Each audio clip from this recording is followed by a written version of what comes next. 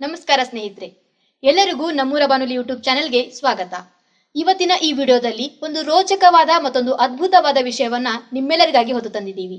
ಈ ವಿಷಯದ ಕುರಿತು ನಾವು ಡಿಟೇಲ್ ಆಗಿ ವಿಡಿಯೋದಲ್ಲಿ ನೋಡೋಣಂತ. ಅದೇ ರೀತಿ ಈ ವಿಡಿಯೋ ನೋಡಿದ್ಮೇಲೆ ನಿಮಗೆ ಏನು ಅನ್ನಿಸ್ತು ಅಥವಾ ಈ ವಿಷಯದ ಬಗ್ಗೆ ಏನಾದರೂ ಹೇಳ್ಕೊಳ್ಬೇಕಿತ್ತು ಅಂತ ಅನ್ಸಿದ್ರೆ ದಯವಿಟ್ಟು ಕಮೆಂಟ್ ಮೂಲಕ ಅದನ್ನ ನಮ್ಮೊಟ್ಟಿಗೆ ಹಂಚಿಕೊಳ್ಳ್ರಿ ಅಂತ ಹೇಳ್ತಿದ್ದೀನಿ. ಬರ್ರಿ, ಹಂಗಿದ್ರ ಇನ್ನು ತಡ ಮಾಡೋದು ಬೇಡ, ಈ ವಿಡಿಯೋವನ್ನ ನೋಡ್ಕೊಂಡು ಬರೋಣ.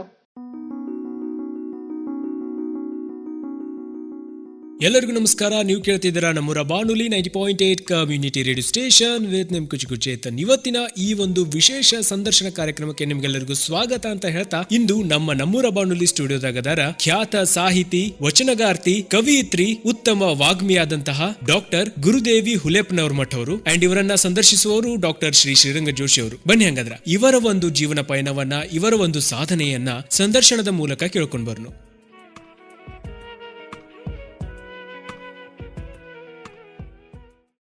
ಎಲ್ಲರಿಗೂ ನಮಸ್ಕಾರಗಳು. ನಾನು ಬೆಳಗಾವಿಯ ಡಾಕ್ಟರ್ ಶ್ರೀರಂಗ ಜೋಶಿ, ನಿಮ್ಮೆಲ್ಲರ ಮನೆ ಮಗ, ಜಗದ ಜಗುಲಿ ನಮ್ಮೂರ ಬಾನುಲಿ ಕೇಂದ್ರದ ಮಿತ್ರ ಹಾಗೂ ಆತ್ಮಸಖ. ಕೇಳುಗರೆ, ನಮ್ಮ ನಾಡು ನುಡಿ, ಕಲೆ, ಸಾಹಿತ್ಯ, ಸಂಗೀತ, ಸಾಮಾಜಿಕ, ಧಾರ್ಮಿಕ, ವೈದ್ಯಕೀಯ, ನ್ಯಾಯವಾದಿ ಹೀಗೆ ಹಲವಾರು ಕ್ಷೇತ್ರಗಳಲ್ಲಿ ಸಾಧನೆ ಮಾಡಿದಂತ ಮಹಿಳೆಯರನ್ನು, ಮಹನೀಯರನ್ನು ಪರಿಚಯ ಮಾಡಿಕೊಡುವುದೇ ನಮ್ಮೂರ ಬಾನುಲಿ ಕೇಂದ್ರದ ಮುಖ್ಯ ಉದ್ದೇಶ. ಕೇಳುಗರೆ, ಇಂದು ನಮ್ಮೂರ ಬಾನುಲಿ ಕೇಂದ್ರದಲ್ಲಿ ಸಂಭ್ರಮದ ವಾತಾವರಣ.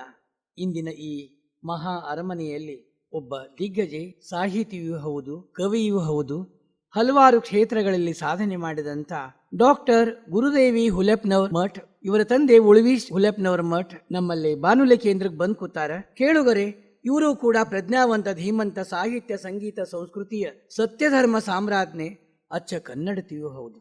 ಕೇಳುಗರೆ, ಈ ಕಾರ್ಯಕ್ರಮವನ್ನು ಮೊದಲು ಅವರನ್ನು ಆಧರಿಸಿ, ಗೌರವಿಸಿ, ಸ್ವಾಗತಿಸಿ ಮಾತನಾಡೋಣ. ನಮಸ್ಕಾರ ಗುರುದೇವ್. ನಮಸ್ಕಾರ ಸರ್. ಹುಲೆಪ್ಪನವರ ಮಠ ಅವರ ಮೊದಲಿಗೆ ತಮ್ಮದೇ ಆದಂತ ಬೆಳಗು ಜಗವ ಮಗು ಮಕ್ಕಳ ಕವನ ಸಂಕಲನದಿಂದ ಒಂದು ಆಯ್ದ ಗೀತೆ ನಮ್ಮ ಸಂಸ್ಕೃತಿ, ಬಹಳ ಚಂದ ಬರ್ದಿರಿ. ಈ ಕವನದ ಹಾಡಿನೊಂದಿಗೆ ಇಂದಿನ ಕಾರ್ಯಕ್ರಮವನ್ನು ನಾವು ಆರಂಭ ಮಾಡೋಣ. ಸರಿ ಸರಿ ಸರ್. ಆ ಆ ಆ ಸರೆ ಗಪಧ ಗಪಧ ಗಪ ಗದಪ ಗರೆ ಗರೆ ಧ ಧ ಸಾ ಸರೆ ಗರೆ ಗಪ ಗಪಧ ಪಧ ಸಾ ರೇ ಸಾ ಧ ಪ ಗರೆ ಗರೆ ಧ ಧ ಸಾ ಆ ಆ ಯಾರೇ ಬಂದರು ಕರೆದು ಒಳಗೆ ನೀಡಿ ಆಸರೆ ಪೊರೆದೆವು, ಪ್ರೀತಿ ತೋರಿಸಿ ಹಸಿವು ತಣಿಸಿ ಮಾನವತೆಯನ್ನು ಮೆರೆದೆವೋ. ಯಾರೇ ಬಂದರು ಕರೆದು ಒಳಗೆ ನೀಡಿ ಆಸರೆ ಪೊರೆದೆವು. ಜಾತಿ ಮತವನು ಮನಕ್ಕೆ ತಾರದೆ ಅಪ್ಪಿಕೊಂಡೆವು ಮನುಜರ, ದೇಶ ಭಾಷೆಯ ಭೇದ ಮರೆತು ಒಪ್ಪಿಕೊಂಡೆವು ಸಕಲರ, ಒಪ್ಪಿಕೊಂಡೆವು ಸಕಲರ. ಯಾರೇ ಬಂದರು ಕರೆದು ಒಳಗೆ ನೀಡಿ ಆಸರೆ ಪೊರೆದೆವು. ಹಬ್ಬ ಹರಿದಿನ ಜಾತ್ರೆ ಉತ್ಸವ ಕೂಡಿ ನೋಡಿ ನಲಿದೆವು. ಒಬ್ಬರೊಬ್ಬರ ಉಣಿಸು ತಿನಿಸು ಹರಿದು ಹಂಚಿ ಸವಿದೆವೋ. ಎಲ್ಲ ಧರ್ಮದ ತತ್ವ ಸತ್ವವು ಒಂದೇ ಎಂದು ತಿಳಿದೆವು. ಎದೆಯ ಹಣತೆಗೆ ಪ್ರೀತಿ ತೈಲವ ಸುರಿದು ಸಂತಸ ಪಟ್ಟೆವೋ, ಸುರಿದು ಸಂತಸ ಪಟ್ಟೆವೋ. ಯಾರೇ ಬಂದರು ಕೊರೆದು ಒಳಗೆ ನೀಡಿ ಆಸರೆ ಪೊರೆದೆವೋ. ಸಕಲ ಸಂಸ್ಕೃತಿ ಸಾರವನ್ನು ಹೀರಿ ಬೆಳೆದ ಹಿರಿಮೆಯು ಬೆರೆತು ಬೆಸೆದು ಅರಿತು ನಡೆದು ಬಾಳ್ವ ಭಾರತ ಗರಿಮೆಯೋ ಐಕ್ಯ ಮತವೇ ಸೌಖ್ಯ ಮತವು ಎನ್ನುವ ನೀತಿಯ ಪಾಲಿಸಿ ಸಾಮರಸ್ಯದ ಸವಿಯ ಹೆಚ್ಚಿಸಿ ಜಗದ ಬಾಳನು ಬೆಳಗಿಸಿ ಜಗದ ಬಾಳನು ಬೆಳಗಿಸಿ ಯಾರೇ ಬಂದರು ಕೊರೆದು ಒಳಗೆ ನೀಡಿಯಾಸರೆ ಪೊರೆದೆವೋ ಭಾರತಾಂಬೆಯ ಒಡಲ ಕೂಡಿಗಳೇ ತೋರ ಬನ್ನಿರಿ ಔದಾರ್ಯವಾ ಭಾರತಾಂಬೆಯ ಒಡಲ ಕೂಡಿಗಳೇ ತೋರ ಬನ್ನಿರಿ ಔದಾರ್ಯವಾ ವಿಶ್ವಜೀವನ ಉಲಿದು ನಲಿಯಲಿ ಸಾಮರಸ್ಯದ ಮಂತ್ರವಾ ವಿಶ್ವಜೀವನ ಉಲಿದು ನಲಿಯಲಿ ಸಾಮರಸ್ಯದ ಮಂತ್ರವಾ ಸಾಮರಸ್ಯದ ಮಂತ್ರವಾ ಯಾರೇ ಬಂದರು ಕರೆದು ಒಳಗೆ ನೀಡಿಯಾಸರೆ ಪೊರೆದೆವು ಪ್ರೀತಿ ತೋರಿಸಿ ಹಸಿವು ತಣಿಸಿ ಮಾನವತೆಯನು ಮೆರೆದೆವು ಮಾನವತೆಯನು ಮೆರೆದೆವು ಮಾನವತೆಯನು ಮೆರೆದವೋ ಆ ಆ ಆ ಅಕ್ಕ ಗುರುದೇವಿಯವರ ಹೌದು ಸರ್. ಮನುಷ್ಯನ ಜನ್ಮದಲ್ಲಿ ಹುಟ್ಟು ಅನ್ನೋದು ಒಂದು ಸುಂದರ ಹಂದರ. ಆ ಹುಟ್ಟಿನಲ್ಲಿ ತಂದೆ ತಾಯಿ ಬಂಧು ಬಳಗ ಅಕ್ಕ ತಮ್ಮಂದರು ಅಣ್ಣ ತಂಗಿಯರು ಒಲವಿನ ಗೆಳತಿಯರಿಂದ ಸಮಾಜದವರಿಂದ ಶ್ರೀಗಳವರಿಂದ ಅನೇಕ ಸಂಸ್ಕಾರಗಳನ್ನು ನಾವು ಪಡೆದುಕೊಳ್ಳುತ್ತೇವೆ. ಅಂದಿನ ಆ ಸಂಸ್ಕಾರವೇ ಇಂದು ನೀವು ಹಿಮಾಲಯ ಪರ್ವತವನ್ನು ಸಾಧನೆಯ ಶಿಖರವನ್ನು ಮೀರಿ ನಿಂತಿರುವರು. ಕಾರಣ ಎಲ್ಲವನ್ನು ನಮ್ಮ ಕೇಳುಗರಿಗಾಗಿ ವಿವರಿಸಿ ಹೇಳಿರಿ.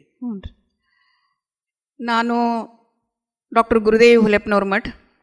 ನಮ್ಮ ತಂದೆಯವರು ಶಿವಕವಿ ರಾಷ್ಟ್ರ ಪ್ರಶಸ್ತಿ ವಿಭೂಷಿತ ಶಿಕ್ಷಕರಾಗಿದ್ದರು ಉಳ್ವೀಶ್ ಹುಲೆಪ್ಪನವ್ರ ಮಠ. ನಮ್ಮ ತಾಯಿಯವರು ಕೂಡ ಅವರು ಕವಿತ್ರಿ, ರಾಷ್ಟ್ರ ಪ್ರಶಸ್ತಿ ರಾಜ್ಯ ಪ್ರಶಸ್ತಿ ವಿಭೂಷಿತ ಶಿಕ್ಷಕಿಯರು. ಅವರು ಗೋಕಾಕದ ಹತ್ತಿರ ಕೌಜಲಿಗೆಯಲ್ಲಿ ಸರ್ಕಾರಿ ಪ್ರಾಥಮಿಕ ಶಾಲೆಯಲ್ಲಿ ನಮ್ಮ ತಂದೆಯವರು ಮುಖ್ಯೋಪಾಧ್ಯಾಯರಾಗಿ ನಮ್ಮ ತಾಯಿಯವರು ಸಹ ಶಿಕ್ಷಕಿಯರಾಗಿ ಸೇವೆ ಸಲ್ಲಿಸುತ್ತಿದ್ದಂಥ ಸಂದರ್ಭ. ಗೋಕಾಕ್ ಸರ್ಕಾರಿ ದವಾಖಾನೆಯಲ್ಲಿ 13 ಜೂನ್ 1959 ನಾನು ಅಲ್ಲಿ ಹುಟ್ಟಿದೆ. 4ನೇ ಇಯತ್ತೆಯವರೆಗೆ ನನ್ನ ವಿದ್ಯಾಭ್ಯಾಸ ಮುರುಗೋಡದಲ್ಲಿ, ಮಹಾಂತಜ್ಜನವರ ಮುರುಗೋಡದಲ್ಲಿ ಸರ್ಕಾರಿ ಪ್ರಾಥಮಿಕ ಶಾಲೆಯಲ್ಲಿ ಆಯಿತು. 5ನೇ ಇಯತ್ತೆ ಮತ್ತು 6ನೇ ಇಯತ್ತೆ ನಾನು ಸೌದತ್ತಿಯ SK ಹೈಸ್ಕೂಲ್ನಲ್ಲಿ ಪೂರೈಸಿದೆ, ಇಂಗ್ಲೀಷ್ ಮೀಡಿಯಂನಲ್ಲಿ. 7ನೇ ಇಯತ್ತೆಗೆ ಮತ್ತೆ ನಾನು ಮುರುಗೋಡದ ಪ್ರಾಥಮಿಕ ಶಾಲೆಯಲ್ಲಿ, ಹಿರಿಯ ಕನ್ನಡ ಪ್ರಾಥಮಿಕ ಶಾಲೆಯಲ್ಲಿ ನನ್ನ ವಿದ್ಯಾಭ್ಯಾಸ ಮುಂದುವರಿಸಿದೆ. ಮಾಡಿ ಮತ್ತೆ ಕನ್ನಡಕ್ಕೆ ಬಂದ್ರೆ? ಹೌದ್ರಿ. ಕಾರಣಿಷ್ಟೇ ಆವಾಗ ಪಬ್ಲಿಕ್ ಪರೀಕ್ಷೆಯಲ್ಲಿ ಮೆರಿಟ್ ಸ್ಕಾಲರ್ಶಿಪ್ ಪರೀಕ್ಷೆ ಅಂತಿತ್ತು 7ನೇತೆಗೆ, 1972-73 ಆ ಸಂದರ್ಭದಲ್ಲಿ. ನಾನು 7ನೇ ಇಯತ್ತೆ ಪೂರೈಸಿದ ನಂತರ ಕೇಂದ್ರಕ್ಕೆ ಪ್ರಥಮಳಾಗಿ ಮತ್ತು ಮೆರಿಟ್ ಸ್ಕಾಲರ್ಶಿಪ್ ಪರೀಕ್ಷೆಯಲ್ಲೇ ಪ್ರಥಮಳಾಗಿ ನಾನು ಪಾಸಾದೆ. 3 ವರ್ಷ ಅವರು 1,000 ರೂಪಾಯಿ ಅಂತ 1972-73ನೇ ಇಸ್ವಿಯಲ್ಲಿ ಸ್ಕಾಲರ್ಶಿಪ್ಪನ್ನು ಕೊಡ್ತಾಯಿದ್ರು. 7ನೇತೆ ಮುಗಿದ ತಕ್ಷಣ ನಾನು ಮುರುಗೋಡದ ಮಹಾಂತಜ್ಜನವರ ಹೈಸ್ಕೂಲ್ನಲ್ಲಿ ನನ್ನ ವಿದ್ಯಾಭ್ಯಾಸವನ್ನು ಮುಂದುವರಿಸಿದೆ. ಒಂದು ಸಲ ಇಂಗ್ಲೀಷ್ ಕ್ಲಾಸ್ ನಡೀತಾ ಇತ್ತು. ಒಬ್ಬರು S. ಗೋಪಾಲಕೃಷ್ಣನ್ ಅಂತ ಒಬ್ಬರು ತನಿಖಾಧಿಕಾರಿಗಳು, ವಿಶೇಷ ತನಿಖಾಧಿಕಾರಿಗಳು ಇದಕ್ಕೆ ಕ್ಲಾಸಿಗೆ ಭೇಟಿ ಕೊಟ್ಟರು. ಆ ಸಂದರ್ಭದಲ್ಲಿ ಕ್ಲಾಸ್ ನಡೀತಾ ಇತ್ತು. ಏನೋ ಒಂದು ಇಂಗ್ಲೀಷ್ನಲ್ಲಿ ಪ್ರಶ್ನೆಯನ್ನು ಕೇಳಿದರು. ನಾನು ಅದಕ್ಕೆ ಚೆನ್ನಾಗಿ ಉತ್ತರ ಕೊಟ್ಟೆ, ವೆರಿ ಗುಡ್ ಅಂದರು. ಮತ್ತೆ ಕೇಳಿದರು. ನಾನೇ ಎಲ್ಲ ಪ್ರಶ್ನೆಗಳಿಗೆ ಉತ್ತರಕ್ಕೆ ಕೈ ಎತ್ತಿದ್ದೆ. ಅವರಿಗೆ ಭಾಳ ಇಂಪ್ರೆಸ್ ಆದರು. ಅವರು ಪ್ರಭಾವಿತರಾಗಿ ನನ್ನ ಹೆಸರು ಎಲ್ಲ ತಿಳ್ಕೊಂಡ್ರು, ಕೇಳಿದರು. ಕೇಳಿ ಒಂದು ಮಾತು ಹೇಳಿದರು, ಅಲ್ಲಮ್ಮ ನೀನು ಈ ಸ್ಕೂಲ್ನಲ್ಲಿ ಇರುವುದಲ್ಲ, ಅಲ್ಲೇ ಬೆಳಗಾವಿಯೊಳಗೆ ಸಿದ್ದರಾಮೇಶ್ವರ ಶಿವಬಸನಗರ ನಾಗರು ಮಹಾಸ್ವಾಮೀಜಿಯವರು ಸಿದ್ದರಾಮೇಶ್ವರ ಹೈಸ್ಕೂಲ್ ಇದೆ.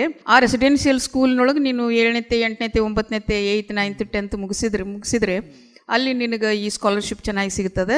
ಅದಕ್ಕೆ ನೀನು ಅಲ್ಲಿ ಹೋಗೋ ವಿಚಾರ ಮಾಡಬೇಕು. ನಿಮ್ಮ ತಾಯಿ ತಂದೆ ಜೊತೆಗೆ ನಾನು ಮಾತಾಡ್ತೇನೆ ಅಂತ. ನಮ್ಮ ತಂದೆಯವ್ರ ಪರಿಚಯವೂ ಅವ್ರಿಗಿತ್ತು. ನಮ್ಮ ತಂದೆಯವರು ತಾಯಿಯವರು ಮಗಳನ್ನ ಬಿಟ್ಟು ಇರಲಿಕ್ಕೆ ಸ್ವಲ್ಪ ಹಿಂದೆ ಮುಂದೆ ನೋಡ್ಲಿಕ್ಕತ್ರು. ಅವ್ರಿಗೆ ಕನ್ವಿನ್ಸ್ ಮಾಡಿ, ಏನಿಲ್ಲ ಅಲ್ಲಿ ಚೆನ್ನಾಗಿರ್ತಾಳಮ್ಮ, ಒಳ್ಳೆ ಸ್ಕೂಲ್ ಇದೆ, ಆಮೇಲೆ ಒಳ್ಳೆಯ ಅಧ್ಯಾಪಕರೆಲ್ಲ ಇದ್ದಾರೆ, ಶೈನ್ ಆಗ್ತಾಳಲ್ಲಿ ಅಂತ ಹೇಳಿ ಅಂದು ನಾಗನೂರು ಶಿವಬಸವ ಮಹಾಸ್ವಾಮೀಜಿಯವರ ವಿದ್ಯಾರ್ಥಿ ನಿಲಯದಲ್ಲಿ ಪ್ರಸಾದ ನಿಲಯದಲ್ಲಿ ಇದ್ದುಕೊಂಡು 7ನೇ 8ನೇ 9ನೇ ಪೂರೈಸಿದರೆ.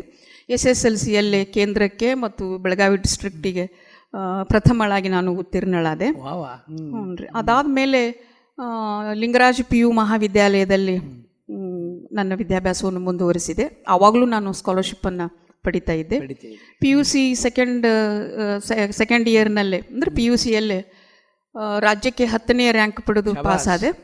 75% ಅಂಕಗಳನ್ನು ಪಡೆದೆ. ಧಾರವಾಡದಲ್ಲೇ ಜನತಾ ಶಿಕ್ಷಣ ಸಮಿತಿ JSS ಕಾಲೇಜು, ಅಲ್ಲೇ ಮೆರಿಟೋರಿಯಸ್ ವಿದ್ಯಾರ್ಥಿಗಳಿಗೆ ಹಾಸ್ಟೆಲ್ ಫೀ ಮತ್ತು ಕಾಲೇಜ್ ಫೀ ಫ್ರೀ ಇತ್ತು, ಎಲ್ಲ ಮುಕ್ತವಾಗಿತ್ತು. ಮುಕ್ತವಾಗಿತ್ತು.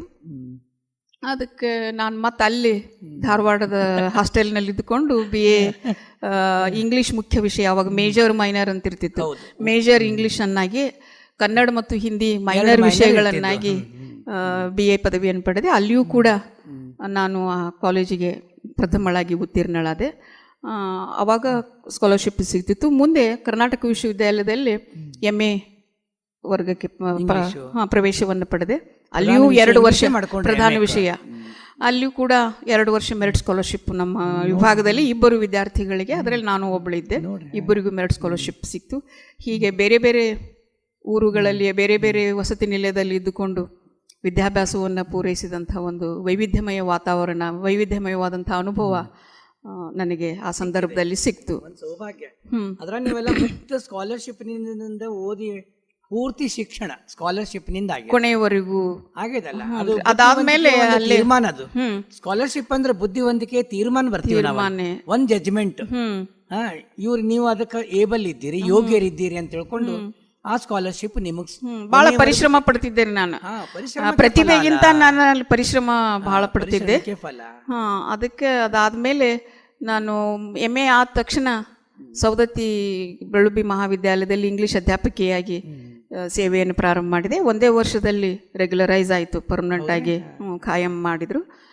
ಸುಮಾರು 34 ವರ್ಷಗಳವರೆಗೆ ಸವದತ್ತಿ ಕಾಲೇಜಿನಲ್ಲಿ, ಮೃತ್ಯುಂಜಯ ಮಹಾವಿದ್ಯಾಲಯದಲ್ಲಿ, ಇಲ್ಲಿ ಲಿಂಗರಾಜ್ ಕಾಲೇಜಿನಲ್ಲಿ, 3 ಮಹಾವಿದ್ಯಾಲಯಗಳಲ್ಲಿ, ಡಿಗ್ರಿ ಕಾಲೇಜಿನಲ್ಲಿ, ಸಂಸ್ಥೆ ಬೇರೆ ವಿದ್ಯಾಲಯಗಳಲ್ಲೇ ಸೇವೆ ಸಲ್ಲಿಸಿದೆ. ಅದರ ಜೊತೆಗೆ ಅತಿಥಿ ಉಪನ್ಯಾಸಕ್ಕೆ ಕರ್ನಾಟಕ ವಿಶ್ವವಿದ್ಯಾಲಯದ ಇಂಗ್ಲೀಷ್ ವಿಭಾಗದಲ್ಲೂ ಕೂಡ ಕೆಲವು ತಿಂಗಳುಗಳವರೆಗೆ ಬೋಧನೆಯನ್ನು ಮಾಡಿದಂಥ ಒಂದು ಸೌಭಾಗ್ಯ ನನ್ನದಾಗಿತ್ತು. ಇಲ್ಲಿಯೂ ಕೂಡ ಲಿಂಗರಾಜ್ ಮಹಾವಿದ್ಯಾಲಯ ಸ್ನಾತಕೋತ್ತರ ಕೇಂದ್ರದ ಕೋಆರ್ಡಿನೇಟರ್ ಆಗಿ, ಸಂಯೋಜಕಿಯಾಗಿಯೂ ಕೂಡ ಹಲವಾರು ವರ್ಷಗಳವರೆಗೆ ಸೇವೆಯನ್ನು ಸಲ್ಲಿಸಿದೆ. ಮೇಡಮ್ ಅವ್ರು, ನೀವು ಬಾಲ್ಯ ಹಂತನೇ ಆಗಲಿ, ಪ್ರೌಢ ಹಂತನೇ ಆಗಲಿ, ಕಾಲೇಜ್ ರಂಗ ಆಗಲಿ, ಗುರು ಶಿಷ್ಯರ ಸಂಬಂಧ ಬಗ್ಗೆ ಹೇಳ್ರಿ. ಅವಾಗ ಹೆಂಗಿತ್ತು? ಈಗೆಲ್ಲ ಸಡಿಲಿಕ್ಕೆ ಅದ, ಸೆಮಿಸ್ಟ್ರಿ ಬಂತು, ಕಮರ್ಷಿಯಲ್ ಪೀರಿಯಡ್ ಮುಗೀತು, ಅವ್ರ ಆ ಕಡೆ ಇವ್ರ ಈ ಕಡೆ, ಯಾರ ಹೆಸರು ಟೀಚರ್ ಹೆಸರೇನು ಗೊತ್ತಿಲ್ರಿ ಅಂತ ಹೇಳ್ತಾರೆ. ನಾವು ಹುಡುಗರು ನಾವು ಮಾತಾಡಿಸ್ತೀನಿ, ಅದು ನಿಮ್ಮ ಟೀಚರ್ ಯಾರು, ಮ್ಯಾಥ್ಸ್ಗೆ ಯಾರು, ಇಂಗ್ಲೀಷ್ಗೆ ಯಾರು, ಇಂಗ್ಲೀಷ್ ಮ್ಯಾಥ್ಸ್ ಅಂತೀವ್ರಿ ನಾವು, ಮಿಸ್ ಅಂತೀವ್ರಿ, ಮ್ಯಾಥ್ಸ್ ಮಿಸ್ ಅಂತೀವ್ರಿ, ನಮಗ್ ನಿಮ್ಮ ಕಾಲದ ಬಗ್ಗೆ, ನಮ್ಮ ಶಿಷ್ಯ ಬಗ್ಗೆ. ಪ್ರಾಥಮಿಕ ಶಾಲೆಯೊಳಗೆ ಮುರುಗೋಡದೊಳಗೆ ಚೆನ್ನಮ್ಮ ಕರಿಕಟ್ಟಿ ಅಂತ ಹೇಳಿದ್ರಿ ಒಬ್ರು, ಭಾಳ ಚೆನ್ನಾಗಿ ಗಣಿತ ಹೇಳ್ಕೊಡ್ತಿದ್ರು. ನಂದು ಗಣಿತ ಅಂತೂ ಪೂಜಿ ಪಾಸ್ ಮಾಡ್ರಿ ಗುರೂಜಿ ಸ್ಥಿತಿ ಇತ್ತು ನಂದು. ಅದಕ್ಕೆ ಸ್ವಲ್ಪ ಅದರಲ್ಲಿ ನಾನು ವೀಕ್ ಇದ್ದೆ. ಭಾಳಷ್ಟು ಮ್ಯಾಥಮೆಟಿಕಲ್ ಸಮ್ಸ್ ಅಂತೇವಲ್ರಿ, ಗಣಿತ ಇವುಗಳನ್ನು ಕೊಟ್ಟು, ಸಮಸ್ಯೆಗಳನ್ನು ಕೊಟ್ಟು ನನಗೆ ಬಿಡಿಸ್ಲಿಕ್ಕೆ ಹೇಳ್ತಾ ಇದ್ರು ಅವರು. ವಿಶೇಷ ಕಾಳಜಿಯನ್ನು ವಹಿಸಿ ನನಗೆ ಅದರಲ್ಲಿ ಪರಿಣಿತಿಯನ್ನು ಹೊಂದುವ ಹಾಗೆ ಮಾಡಿದರು. ನಾನು PUC ಒಳಗೆ ಮ್ಯಾಥಮೆಟಿಕ್ಸ್ ತೊಗೊಂಡೆ ರೀ, ಆ ಕಾರಣದಿಂದಾಗಿ. ಅದಕ್ಕೆ ನಾನು ಇದನ್ನು ಬರೆದಿದ್ದೆ, ಮ್ಯಾಥಮೆಟಿಕ್ಸ್ ಅಟೆಂಪ್ಟ್ ಮಾಡಿದ್ದನ 89 ಅಂಕಗಳ ಸಮಸ್ಯೆಗಳನ್ನು ಬಿಡಿಸಿದ್ದೆ. 89 ಮಾರ್ಕ್ಸ್ಗಳನ್ನು ಪಡೆದೆ PUC ಸೆಕೆಂಡ್ ಇಯರ್ನಲ್ಲಿ. ಪರಿಣಿತಿಯನ್ನು ಸಾಧಿಸಲಿಕ್ಕೆ ಅವರು ಪ್ರೇರಣೆಯನ್ನು ನೀಡಿದರು. ಅದಾದ್ಮೇಲೆ ಇಲ್ಲಿ ಸಿದ್ದರಾಮೇಶ್ವರ ಹೈಸ್ಕೂಲ್ನೊಳಗೆ GS ರಾಚನಾಯ್ಕರ್ ಸರ್ ಅಂತ ಹೇಳಿದ್ರು ಸರ್. ಭಾಳ ದೊಡ್ಡ ವ್ಯಕ್ತಿ, ಇಂಗ್ಲೀಷ್ನಲ್ಲಿ ಭಾಳ ದೊಡ್ಡ ಪ್ರತಿಭೆಯನ್ನು, ದಿಗ್ಗಜರು ಅವರು. ಇಂಗ್ಲೀಷ್ ಭಾಷೆ ಮತ್ತು ಸಾಹಿತ್ಯದ ಭಾಳ ಹಿಡಿತಾ ಇತ್ತು, ಅವರು ಪ್ರಭುತ್ವ ಇತ್ತು. ಅವರು ಕ್ಲಾಸ್ನೊಳಗೆ ಸಬಾರ್ಡಿನೇಟ್ ಕ್ಲಾಸ್, ಮೇನ್ ಕ್ಲಾಸ್ ಎಲ್ಲ ಹೇಳ್ತಿದ್ರು. ಭಾಳ ಚೆನ್ನಾಗಿ ಇಂಗ್ಲೀಷ್ ಗ್ರಾಮರ್ ಕಲಿಸ್ರಿ. ಅಂಥ ಇಂಗ್ಲೀಷ್ ಗ್ರಾಮರ್ ಕಲಿಸುವವರನ್ನೇ ನಾನು ನನ್ನ ಜೀವನದಲ್ಲಿ ನೋಡಲಿಲ್ಲ. ಮತ್ತು ಅದು ನನಗೆ ಕಲಿಸುವುದಕ್ಕೆ ಪ್ರೇರಣೆಯಾದಂಥ ಹೇಳೋರು ಅವರು. ಆಮೇಲೆ ಕಿವಿ ಒಂದು ಕೈಯೊಳಗೆ ಗಟ್ಟೆ ಹಿಡಿದ್ರು ಅಂದರೆ ಕಿವಿ ಹಿಡಿದು ಅದು ಮೇನ್ ಕ್ಲಾಸ್ ಸಬಾರ್ಡಿನೇಟ್ ಕ್ಲಾಸ್ ನಮ್ಮ ಬಾಯಿಂದ ಬರೋ ತನಕನೂ ಆ ಕಿವಿ ಬಿಡ್ತಿರ್ಲೇ ಇಲ್ಲ. ಇಂಗ್ಲೀಷ್ ಕ್ಲಾಸ್ ಬಿಟ್ಟು ಹೊರಗೆ ಬಂದಮೇಲೆ ನಮ್ಮ ಎರಡೂ ಕಿವಿಗಳೆಲ್ಲ ಕೆಂಪಾಗಿರ್ತಿದ್ವು. ಅವ್ರು ಹಾಗೆ ಚಡಿ ಚಮ್ ಚಮ್ ವಿದ್ಯಾಗಮಂ ಅಂತಾರಲ್ರಿ, ಅವ್ರು ಬೈದು ಬಡಿದು ಕಲಿಸಿದ್ದರಿಂದಾಗಿ ನಮ್ಮ ತಂದೆಯವರು ಇಲ್ಲ ಆಕಿ ನೋಡ್ರಿ, ಆಕಿ ಬರೋ ತನಕನೂ ಬಿಡಬೇಡ್ರಿ, ಆಕಿ ನೀವ್ ಏನ್ ಮಾಡ್ತೀರಿ ಮಾಡ್ರಿ, ಕಲ್ಲು ನಿಮ್ ಕೈಯೊಳಗೆ ಕೊಟ್ಟೇವಿ, ಶಿಲ್ಪಿ ಅದನ್ನ ಮೂರ್ತಿಯನ್ನಾಗಿ ಮಾಡಿ ಅದನ್ನ ಪೂಜಾ ಮಾಡ್ಕೊಳ್ಳಿಕ್ಕೆ ಅರ್ಹ ಮಾಡುವಂತ ಮಾಡು ಕೆಲಸ ನಿಮ್ಮದ ನೋಡ್ರಿ ಅಂತ ಪೂರ್ಣ ನಮ್ಮನ್ನ ಅವ್ರು ಹ್ಯಾಂಡ್ ಓವರ್ ಮಾಡ್ಬಿಟ್ಟಿದ್ರಿ ನಮ್ಮ ತಾಯಿ ತಂದೆರಿ. ಅವ್ರು ಏನು ಮಾಡಿದ್ರು ಕೇಳ್ತಿರ್ಲಿಲ್ಲ. ನಾ ಏನಾದರೂ ತಕರಾರು ಹೇಳಿದ್ರು ಸಹಿತ ಅದೆಲ್ಲ ಇರುವುದನ್ನೇ ನೀವು ಮಾಡಿಸ್ಕೊಂಡ ಮೇಲೆ ನೀನು ಪೂಜೆ ಮಾಡಿಸ್ಕೊಳ್ಳುವಂಥ ಮೂರ್ತಿ ಆಗ್ತಿ ಅನ್ನುವಂಥ ಬುದ್ಧಿವಾದ ಹೇಳ್ತಿದ್ರು ನನಗೆ. ಹೀಗಾಗಿ ಅನೇಕರ್ರಿ ನಾನು ಇಂಗ್ಲೀಷ್ ವಿಷಯದಲ್ಲಿ ಸ್ವಲ್ಪ ವಿಶೇಷ ಆಸಕ್ತಿ, ನನಗೆ ಭಾಳ ಇಂಟ್ರೆಸ್ಟ್. ಎಂದೂ ನಾನು ಮೊದಲಿನಿಂದ 100ಕ್ಕೆ 100 ಅಂಕಗಳನ್ನು 7ನೇತೆಯಿಂದ ಹಿಡಿದು MA-ವರೆಗೂ 100ಕ್ಕೆ 100 ಅಂಕಗಳನ್ನು ಪಡಿತಿದ್ದೆ ಇಂಗ್ಲೀಷ್ನಲ್ಲಿ. ಗಣಿತದಲ್ಲಿ ಮಾತ್ರ 45-50 ಅಂಕಗಳನ್ನು ಪಡಿತಿದ್ದೆ. ಹಾಗಾಗಿ ನಮ್ಮ ತಂದೆಯವರು ಈಗ ಅದು ಜಾಗತಿಕ ಭಾಷೆ, ಅನ್ನದ ಭಾಷೆ, ಅವಕಾಶ ಭಾಷೆ, ಸೌಭಾಗ್ಯದ ಭಾಷೆ, ಅದು ಆಮೇಲೆ ಸೋಷಿಯಲ್ ರಿಕಗ್ನಿಷನ್ ಲ್ಯಾಂಗ್ವೇಜ್, ಅದು ನೀನು ಇಂಗ್ಲೀಷ್ನಲ್ಲೇ ಮಾಡು, ನಿನಗೆ ಒಳ್ಳೆಯ ಭವಿಷ್ಯ ಇದೆ ಅಂತ ನಮ್ಮ ತಂದೆಯವರನ್ನೇ. ಆ್ಯಕ್ಚುಲಿ ನನಗೆ ಕನ್ನಡ MA ಮಾಡ್ಬೇಕಂತ ಮನಸ್ಸಿತ್ತು. ನಮ್ಮ ತಂದೆಯವರು ಇಲ್ಲ, ಯಾವುದಕ್ಕೆ ಈಗ ಬೇಡಿಕೆ ಇದೆ ಅದನ್ನು ನೀನು ಮಾಡಬೇಕು ಅಂಥೇಳಿ ನನ್ನ ಇಂಗ್ಲೀಷ್ MA ಮಾಡಲಿಕ್ಕೆ ಅವರೇ ನಮ್ಮ ತಂದೆಯವರು ಮೂಲ ಪ್ರೇರಣೆ ಕಾರಣ ಆದರು. ಅದ್ರ ಜೊತೆಗೆ ಮೊದಲಿನಿಂದಲೂ ನನಗೆ ಇಂಗ್ಲೀಷ್ನಲ್ಲಿ ವಿಶೇಷವಾದಂಥ ಆಸಕ್ತಿ ಇತ್ತು ಅನ್ನುವಂಥ. ಅಲ್ಲ ಅದು ಮೇಡಮ್ ಅವರೇ, ಇಂಗ್ಲೀಷು ಪ್ರಧಾನ ವಿಷಯನೇ ಆಯಿತು, ಆಸಕ್ತಿ ಅಂತ ಹೇಳಿದ್ರಿ, ಆದರೂ ಕನ್ನಡ ಪ್ರಬುದ್ಧತೆ ಮಾಡ್ಕೊಂಡಿರಲ್ಲ. ಕನ್ನಡದಲ್ಲಿಯೂ ನನಗೆ ಆಸಕ್ತಿ ಇತ್ತು. ಯಾಕೆ ಅಂದರೆ ನಮ್ಮ ತಂದೆಯವರು ಒಳ್ಳೆಯ ಭಾಷಣಕಾರರು. ಈ ಮಠಮಾನ್ಯಗಳಲ್ಲೆಲ್ಲ ಸುಮಾರು ಕರ್ನಾಟಕದ ಎಲ್ಲ ಮಠಮಾನ್ಯಗಳಲ್ಲಿ ನಮ್ಮ ತಂದೆಯವರು ಶ್ರಾವಣ ಮಾಸ ಇದ್ದಿರ್ಬೋದು, ಬೇರೆ ಬೇರೆ ಸಂದರ್ಭಗಳಲ್ಲಿ ಪ್ರವಚನ, ಆಮೇಲೆ ಪುರಾಣ ಹೇಳ್ತಿದ್ರು ತಿಂಗಳಗಟ್ಟಲೆ. ಆಮೇಲೆ ಹಾಗೆಲ್ಲ ಹೇಳಿ ಮನೆಗೆ ಬಂದ ಮೇಲೆ ಆ ಬಗ್ಗೆ ಚರ್ಚೆ ಮಾಡ್ತಿದ್ರು. ಅನೇಕ ಕಾವ್ಯಗಳ ಬಗ್ಗೆ, ಪುರಾಣಗಳ ಬಗ್ಗೆ, ಧಾರ್ಮಿಕ ಗ್ರಂಥಗಳ ಬಗ್ಗೆ, ಬೇರೆ ಬೇರೆ ಸಾಹಿತ್ಯದ ವಿವಿಧ ಪ್ರಕಾರಗಳ ಬಗ್ಗೆ ಎಲ್ಲ ಹೇಳಿಕೊಡೋರು, ಚರ್ಚೆ ಮಾಡ್ತಿದ್ರು. ಅದು ಒಂದು ಮೂಲ ಪ್ರೇರಣೆಯಾಗಿ ನನಗೆ ಆಯಿತು. ಅದ್ರ ಜೊತೆಗೆ ನಮ್ಮ ಮನೆಯೊಳಗೆ ಒಂದು 110 ವರ್ಷದ ಅಜ್ಜಿ ಇದ್ರಿ, ನಮ್ಮ ತಾಯಿಯವರು 110 ವರ್ಷದವರೆಗೆ ಇದ್ರು. ಅವರು ಟ್ರೆಡಿಷನ್ ವರ್ಸಸ್ ಮಾಡರ್ನಿಟಿ ಅಂತೇಳಿ, ಸಂಪ್ರದಾಯ ಮತ್ತು ಆಧುನಿಕತೆ ನಡುವಿನ ಘರ್ಷಣೆ ಅಂತೇವಲ್ಲ, ಭಾಳ ಹಾಸ್ಯಮಯವಾಗಿ ಮಾತನಾಡೋರು ನಮ್ಮ ಅಜ್ಜಿರಿ.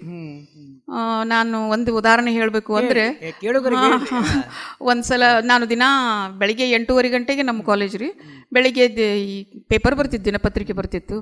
ಹಿಂಗೆ ಸ್ವಲ್ಪ ಅದನ್ನು ಹೆಡ್ಲೈನ್ಸ್ ಮೇಲೆ ಕಣ್ಣು ಹಾಸಿದಾಕಿನ ನಾನು ಮುಂದೆ ಟಾವೆಲ್ದು ಹೆಗಲ ಮೇಲೆ ಹಾಕೊಂಡೇ ಸ್ನಾನಕ್ಕೆ ಹೋಗುವಾಗ ಅದನ್ನೊಂದಿಷ್ಟು ಕಣ್ಣು ಹಾಯಿಸ್ದಾಕಿನ ಅತ್ಲ ಕಡೆ ಹೋಗೋದು, ಬಾತ್ರೂಮಿಗೆ ಹೋಗ್ತಿದ್ದೆ. ಇದನ್ನಕ್ಕೆ ದಿನಾ ಕುರ್ಚಿ ಮೇಲೆ ಕೂತ್ಕೊಂಡು ನೋಡ್ತಿದ್ರು ನಮ್ಮ ಅಜ್ಜಿರಿ. ಅವಾಗ 105 ವರ್ಷ ಇತ್ತು ಅವ್ರಿಗೆ. ಸರಿ ಅಡ್ಡಾಡ್ತಿದ್ರು, ಎಲ್ಲ ಮಾಡ್ತಿದ್ರು, ಕಣ್ಣು ಚೆನ್ನಾಗಿ ಕಾಣಿಸ್ತಿದ್ರು. ನೋಡಿದ್ರು ಅದನ್ನೆಲ್ಲ ನೋಡಿ ಒಂದಿನ, ಈ ಪೇಪರಿಗೆ ದಿನ ಹಿಂಗೆ ಹಿಂಗೆ ಹಿಂಗೆ ಮಾಡ್ತಿ, ಹಿಂಗೆ ಒಗಿತಿ, ಇದಕ್ಕೆ ಎಷ್ಟು ಕೊಡ್ತಿ? ಅದಕ್ಕೆ 2.5 ರೂಪಾಯಿ ಕೊಡ್ತದೆ. ವಾರಕ್ಕೆ ಎಷ್ಟಾಯ್ತು, ತಿಂಗಳಿಗೆ ಎಷ್ಟಾಯ್ತು? ಹಿಂಗೆ ಹಣ ಸುಳ್ಳು ಖರ್ಚು ಮಾಡಿದ್ರೆ ಅದಕ್ಕೆ ಬಂದು ಹಿಂಗೆ ಮಾಡ್ತಿ, ಹಿಂಗೆ ಒಗಿತಿ, ಹಿಂಗೆ ನೋಡ್ತಿ, ಹಿಂಗೆ ಒಗಿತಿ. ಅದಕ್ಕೆ ಏನು ಮಾಡು, ವಾರಕ್ಕೆ ಒಂದ ತಗೋ, ಅದನ್ನ ದಿನ ಅಟ ಓದು, ಇಂಥವೆಲ್ಲ ಮಾತುಗಳನ್ನ ಮಾಡೋರ್ರಿ. ಆಮೇಲೆ ಮಾರ್ಗದರ್ಶನ ಕೊಟ್ಟರು. ಆಮೇಲೆ ಎಲ್ಲಾದರೂ ಕರ್ಕೊಂಡು ಹೋದ್ರೆ, ಈಗ ಮದುವೆಗೆ ಕರ್ಕೊಂಡು ಹೋದ್ವಿ ಅಂದ್ರೆ ಅವ್ರ ಮದುವೆಯೊಳಗೆ ಈಗೆಲ್ಲ ನೋಡ್ರಿ ಮಾತಾಡ್ತಿರ್ತಾರಲ್ಲ, ಒಬ್ಬರು ವಧುವರರು ಮಾತಾಡ್ತಿರ್ತಾರಲ್ಲ, ನೋಡಿ ಇವು ಹೆಂಗೆ ಮಾತಾಡ್ತಾವ, ಅಲ್ಲ ಇವ್ರ ನಮ್ಮ ಸಾಹೇಬ್ರ, ಇವು ನಮ್ಮ ಗೆಳತ್ಯಾರ, ಇವು ನಮ್ಮ ಗುರುಗಳ, ಎದಕ್ಕೆ ಬಂತು ಹಿಂಗೆ ತಿವದ ಮಾತಾಡಿದ್ರೆ? ನಾವು ಇದಿದ್ದಾಗ ಮದುವೆ ಆದಾಗ ಮುಸುಕ್ ಹಾಕೊಂಡ ಅತ್ತಿ ಮಾವ ಎದುರಿಗಿದ್ರೆ ಮುಸುಕ್ ತೆಗಿತಿದ್ದಿಲ್ಲ, ನಾವು ಮಾತಾಡೋದಲ್ಲ, ಎದುರಿಗೆ ನಿಲ್ತಿದ್ದಿಲ್ಲ. ಏನು ಈಗ ತಿವದ ಮಾತಾಡ್ತಾರ, ಎದಕ್ಕೆ ಬಂತಿದ್ದು ಇಂಥವೆಲ್ಲ. ಆಮೇಲೆ ಮುಂಜಾನೆ ಎದ್ದು ಕೂಡಲೇ ಹೆಣ್ಮಕ್ಳು ಗಂಡಗೆ ಪಾದಕ್ಕೆ ನಮಸ್ಕಾರ ಮಾಡಬೇಕು, ಪೂಜಾ ಮಾಡಬೇಕು, ಇಂಥವೆಲ್ಲ ಮುಡಿ ಕತ್ರಿ ಹಚ್ಚಬಾರ್ದು, ಅನೇಕ ವಿಷಯಗಳನ್ನೆಲ್ಲ ಹೇಳೋವ್ರೆ. ಅವ್ರ ಜೊತೆಗೆ ನಾನು ಭಾಳ ಇಂಥ ನಗುವಿನ ಹಾಸ್ಯಮಯ ಪ್ರಸಂಗಗಳನ್ನೆಲ್ಲ ಅವರು ಹೇಳುವಂಥವ್ರು. ಹಾಗಾಗಿ ನಾನು ಮೊದಲು ನನ್ನಜ್ಜಿ ಗುಜ್ಜಿ ಅಂಥೇಳಿ ಅವ್ರ ಜೊತೆಗೆ ನನ್ನ ಅನುಭವಕ್ಕೆ ಬಂದಂಥ ಭಾಳ ಹಾಸ್ಯಮಯವಾದಂಥ ಪ್ರಸಂಗಗಳನ್ನು, ಸಂದರ್ಭಗಳನ್ನೆಲ್ಲ ನಾನು ಅದರೊಳಗೆ ಬರೆದೆ. ಅಲ್ಲಿಂದ ನನಗೆ ಹಾಸ್ಯ ಲೇಖನಗಳನ್ನು ಬರೆಯುವಂಥ ಒಂದು ಪ್ರೇರಣೆ ಸಿಕ್ತು. ಅದನ್ನ ಆಧಾರ ವಿಡಂಬನಾತ್ಮಕ ಲಲಿತ ಪ್ರಬಂಧಗಳ ಬಗ್ಗೆ ಮಾತಾಡ್ಬಿಡೋಣ ಈಗಿದ್ರೆ. ಹೇಳ್ರಿ, ಅದ್ರ ಬಗ್ಗೆ ನೀವು ಹೇಳಿ, ವಾಚನ ಮಾಡಿ. ಈಗ ಸುಮಾರು 200ಕ್ಕೂ ಅಧಿಕ ನಾನು ಬಹುಶಃ ಲಲಿತ ಪ್ರಬಂಧಗಳನ್ನು, ಹರಟೆ, ವ್ಯಂಗ್ಯ, ಹರಟೆಗಳನ್ನು, ವ್ಯಂಗ್ಯ ವಿಡಂಬನೆ ಪ್ರಧಾನವಾದಂತಹ ಲೇಖನಗಳನ್ನೆಲ್ಲ ಬರೆದಿದ್ದೇನೆ ರೀ. ಭಾಳ ಮುಖ್ಯವಾದದ್ದು ಇನ್ನೂ ಒಂದು ಭಾಳ ದೊಡ್ಡ ಪ್ರೇರಣೆ ನನಗಂದ್ರೆ, ನನ್ನ ಅನೇಕ ಈ ಹರಟೆಗಳು, ವ್ಯಂಗ್ಯ ವಿಡಂಬನಾತ್ಮಕ ಲೇಖನಗಳೇನಿವೆಲ್ಲ, ಲಲಿತ ಪ್ರಬಂಧಗಳು, ಇವು ಬೇರೆ ಬೇರೆ ವಿಶ್ವವಿದ್ಯಾಲಯಗಳ ಪದವಿ ಮತ್ತು ಸ್ನಾತಕೋತ್ತರ ವಿದ್ಯಾರ್ಥಿಗಳ ಪಠ್ಯಗಳಿಗೆ ಆಯ್ಕೆಯಾಗಿರುವಂಥದ್ದು. ಕರ್ನಾಟಕ ವಿಶ್ವವಿದ್ಯಾಲಯ, ಮಹಿಳಾ ಅಕ್ಕಮಹಾದೇವಿ ಮಹಿಳಾ ವಿಶ್ವವಿದ್ಯಾಲಯ ಇದಿರ್ಬೋದು, ರಾಯಚೂರು ಸ್ನಾತಕೋತ್ತರ ಕೇಂದ್ರ, ನಮ್ಮ ಈ RLS autonomous college, Rani Chennamma university, ಹ್ಞೂ, ಅವರೆಲ್ಲರೂ ಕೂಡಿ ಆಯ್ಕೆ ಮಾಡಿದ್ದಾರೆ. ಅದು ಒಂದು ನನಗೆ ಪ್ರೇರಣೆ ಆಯ್ತು. ಸುಮಾರು 7 ವಿಶ್ವವಿದ್ಯಾಲಯಗಳ ಪದವಿ ಮತ್ತು ಸ್ನಾತಕೋತ್ತರ ವಿದ್ಯಾರ್ಥಿಗಳ ಪಠ್ಯಪುಸ್ತಕದಲ್ಲಿ ನನ್ನ ಒಂದೊಂದು 2 ಲೇಖನಗಳು, ಜೊತೆಗೆ ಅಕಾಡೆಮಿಯ ಶತಮಾನ ಕಂಡ ಲಲಿತ ಪ್ರಬಂಧಗಳು ಅವೆಲ್ಲ ಇರ್ತಾವಲ್ರಿ ಸಂಪುಟ, ಅವುಗಳಲ್ಲಿಯೂ ಕೂಡ ನನ್ನ ಲೇಖನಗಳು ಆಯ್ಕೆಯಾಗಿರುವಂಥ ಭಾಳ ದೊಡ್ಡ ಪ್ರೇರಣೆಯನ್ನು ನೀಡಿತು. ಈಗಲೂ ಅದನ್ನು ನಾನು ಮುಂದುವರಿಸಿದ್ದೇನೆ. ಈಗ ಈ ವರ್ಷ ಅಂಥದ್ದೊಂದು ಲಲಿತ ಪ್ರಬಂಧಗಳ ಸಂಕಲನವನ್ನು ಹೊರಗೆ ತರುವಂಥ ಸಂಕಲ್ಪ ಇದೆ, ಬರೆದಿಟ್ಟಿದ್ದೇನೆ. ಒಂದು ಉದಾಹರಣೆಗೆ ಬಹಳಷ್ಟು ಲೇಖನಗಳು. ಇದು ಅಂಗಣೆಯರ ಸಭಾಸ್ಥಳ ಚರ್ಚೆ ಅಂತ ಹೇಳ್ರಿ. ಹೆಣ್ಮಕ್ಳು ಮೀಟಿಂಗ್ ಮಾಡ್ತಿರ್ತಾರೆ, ಏನೇನು ಹೆಂಗೆಲ್ಲ ವರ್ತನೆ ಮಾತಾಡ್ತಾರ, ಸುಮ್ಮನೆ ಕೆಲವು ಕಾಲ್ಪನಿಕ, ಕೆಲವು ವಾಸ್ತವವಾಗಿರುವಂಥ ಸಂಗತಿಗಳು. ಮೊನ್ನೆ ದಿಢೀರನೆ ಹುಟ್ಟಿಕೊಂಡ ನಮ್ಮ ಓಣಿಯ ಸಂಪೂರ್ಣ ಮನುಕುಲ ಕಂಟಕ ನಿವಾರಣಾ ದುರಂಧರೆಯರ ತನುಮನ ಸೇವಾ ಸಂಘದ ಮೊದಲ ಮೀಟಿಂಗ್ ಸ್ಥಳದ ಬಗ್ಗೆ ಅರ್ಥಪೂರ್ಣ ಚರ್ಚೆ ನಡೆಯಿತು. ಸಂಘದ ಹೊಸ ಉಪಸಹ ಕಾರ್ಯದರ್ಶಿ ಟಿಕ್ಳಿ ಕುಂಕುಮ ಸೌಭಾಗ್ಯವತಿ ಮಂಡೋದರಿಯವರು 4 ಅಡಿ ಉದ್ದ 4 ಅಡಿ ಅಗಲದ ತಮ್ಮ ಸ್ಥೂಲ ಕಾಯವನ್ನು ನಾರ್ಮಲ್ ಸೈಜಿನ ಕುರ್ಚಿಯಿಂದ ಕಷ್ಟಪಟ್ಟು ಬೇರ್ಪಡಿಸಿ ಎದ್ದು ನಿಂತು ನಮ್ಮ ಸಂಘದ ಮೊದಲ ಮೀಟಿಂಗ್ ಅನ್ನು ಇಡಲು ಸ್ಥಳಾವಕಾಶ ಮಾಡಿಕೊಡುವಂತೆ ಊರಲ್ಲಿಯ ಸಾಧಾರಣ ಎಲ್ಲ ಸಭಾ ಮಂಟಪಗಳ ಮಾಲೀಕರನ್ನು ವಿನಂತಿಸಿದೆ. ಎಲ್ಲರೂ ಒಂದಿಲ್ಲ ಒಂದು ವಿನಾಕಾರಣ ಮುಂದೊಡ್ಡಿ ಮೀಟಿಂಗಿಗೆ ಸ್ಥಳವನ್ನು ಬಾಡಿಗೆ ಕೊಡಲು ಹಿಂದೇಟು ಹಾಕಿದರು. ನಾರಿ ಶಕ್ತಿಯ ಸ್ಯಾಂಪಲ್ ಅನ್ನು ಅವರಿಗೆ ಆಮೇಲೆ ತೋರಿಸೋಣ, ಈಗ ಆ ಮಾತು ಬೇಡ. ಈಗ ನಮ್ಮೂರಿನ ವಿಜಯ ಟಾಕೇಜಿನ ಪಕ್ಕದಲ್ಲಿಯ ಹಳೆಯ ಮುನ್ಸಿಫರ ಬಂಗ್ಲೆಯ ಆವರಣಕ್ಕೆ ಹೊಂದಿಕೊಂಡ ಬಹುಮಹಡಿ ಕಟ್ಟಡದ ಮೊದಲನೇ ಅಂತಸ್ತಿನ 6ನೇ ಫ್ಲ್ಯಾಟಿನ ಮಾಲಕರು ತಮ್ಮ ಫ್ಲ್ಯಾಟನ್ನು ಬರುವ ಶನಿವಾರ 2024ರಂದು ಸಂಜೆ 5 ಗಂಟೆಯಿಂದ ಅವರ ಸಂಜೆಯ ಪಾರ್ಟಿ ಶುರುವಾಗುವವರೆಗೆ ಅಂದರೆ 1 ತಾಸು ಬಾಡಿಗೆಗೆ ಕೊಡಲು ಒಪ್ಪಿಕೊಂಡಿರುತ್ತಾರೆಂದು ತಿಳಿಸಲು ಸಂಘವು ಸಂತೋಷ ಪಡುತ್ತದೆ. ಅವರಿಗೆ ನಮ್ಮ ಕೃತಜ್ಞತೆಗಳನ್ನು ತಿಳಿಸಿ ಈ ಕುರಿತು ತಮ್ಮ ಅಭಿಪ್ರಾಯಗಳನ್ನು ತಿಳಿಯಲೆತ್ತಿಸುತ್ತೇನೆ. ಸ್ಥಳ, ದಿನಾಂಕ ಹಾಗೂ ವೇಳೆ ತಮಗೆ ಒಪ್ಪಿಗೆಯೇ ಹೇಗೆ ತಿಳಿಸಿರಿ ಎಂದು ಒಂದೇ ಉಸಿರಿನಲ್ಲಿ ಒಳಗಿರುವುದನ್ನು ಕಕ್ಕಿ ಕುಕ್ಕರಿಸಿದರು. ಅವರು ಕುಳಿತ ರಭಸಕ್ಕೆ ಕಿರುಗುಟ್ಟಿದ ಕುರ್ಚಿಯ ಸಪ್ಪಳದಿಂದ ಕಿರ್ರ ಸಪ್ಪಳ ಮಾಡಿದ್ರು. ಅವ್ರು ಕೂತ್ ಕೂಡ್ಲೆ ಬೆಳತನಕ ನಲ್ಲಿಯ ನೀರು ತುಂಬಿ ಅದೇ ಆಗ ನಿದ್ದೆಗಿಳಿದಿದ್ದ ಶ್ರೀಮತಿ ಮಲಪ್ರಭೆಯವರು ಬೆಚ್ಚಿ ಬಿದ್ದು ಕಣ್ಣುಜ್ಜಿಕೊಳ್ಳುತ್ತಾ ಒತ್ತಿ ಬರುತ್ತಿದ್ದ ಆಕಳಿಕೆಯನ್ನು ಒತ್ತಾಯದಿಂದ ಒಳಗೆ ಒತ್ತಿ, ರೀ ಮಂಡಕ್ಕ ಅಂದ್ರೆ ಮಂಡೋದರಿ ಏನೇನೋ ಬಡ ಬಡ ಹೇಳಿ ಗುಡ್ಡ ಹೋಗಿಸ್ಬೇಡ್ರಿ, ಎಲ್ಲಿ ಏನು ಅಂತ ಸಾವಕಾಶ ಚಂದಾಗಿ ಬಿಡಿಸಿ ಹೇಳ್ರಿ, ಇನ್ನೊಮ್ಮಿಂದ ಸಮಾತ್ನಾಗ ತಿಳಿಸಿ ಹೇಳ್ರಿ ಎಂದು ಉಸಿರಿ ಕುಳಿತಳು. ಯಾಕಂದ್ರೆ ಆಕೆ ನಿದ್ದೆ ಒಳಗಿದ್ಲು.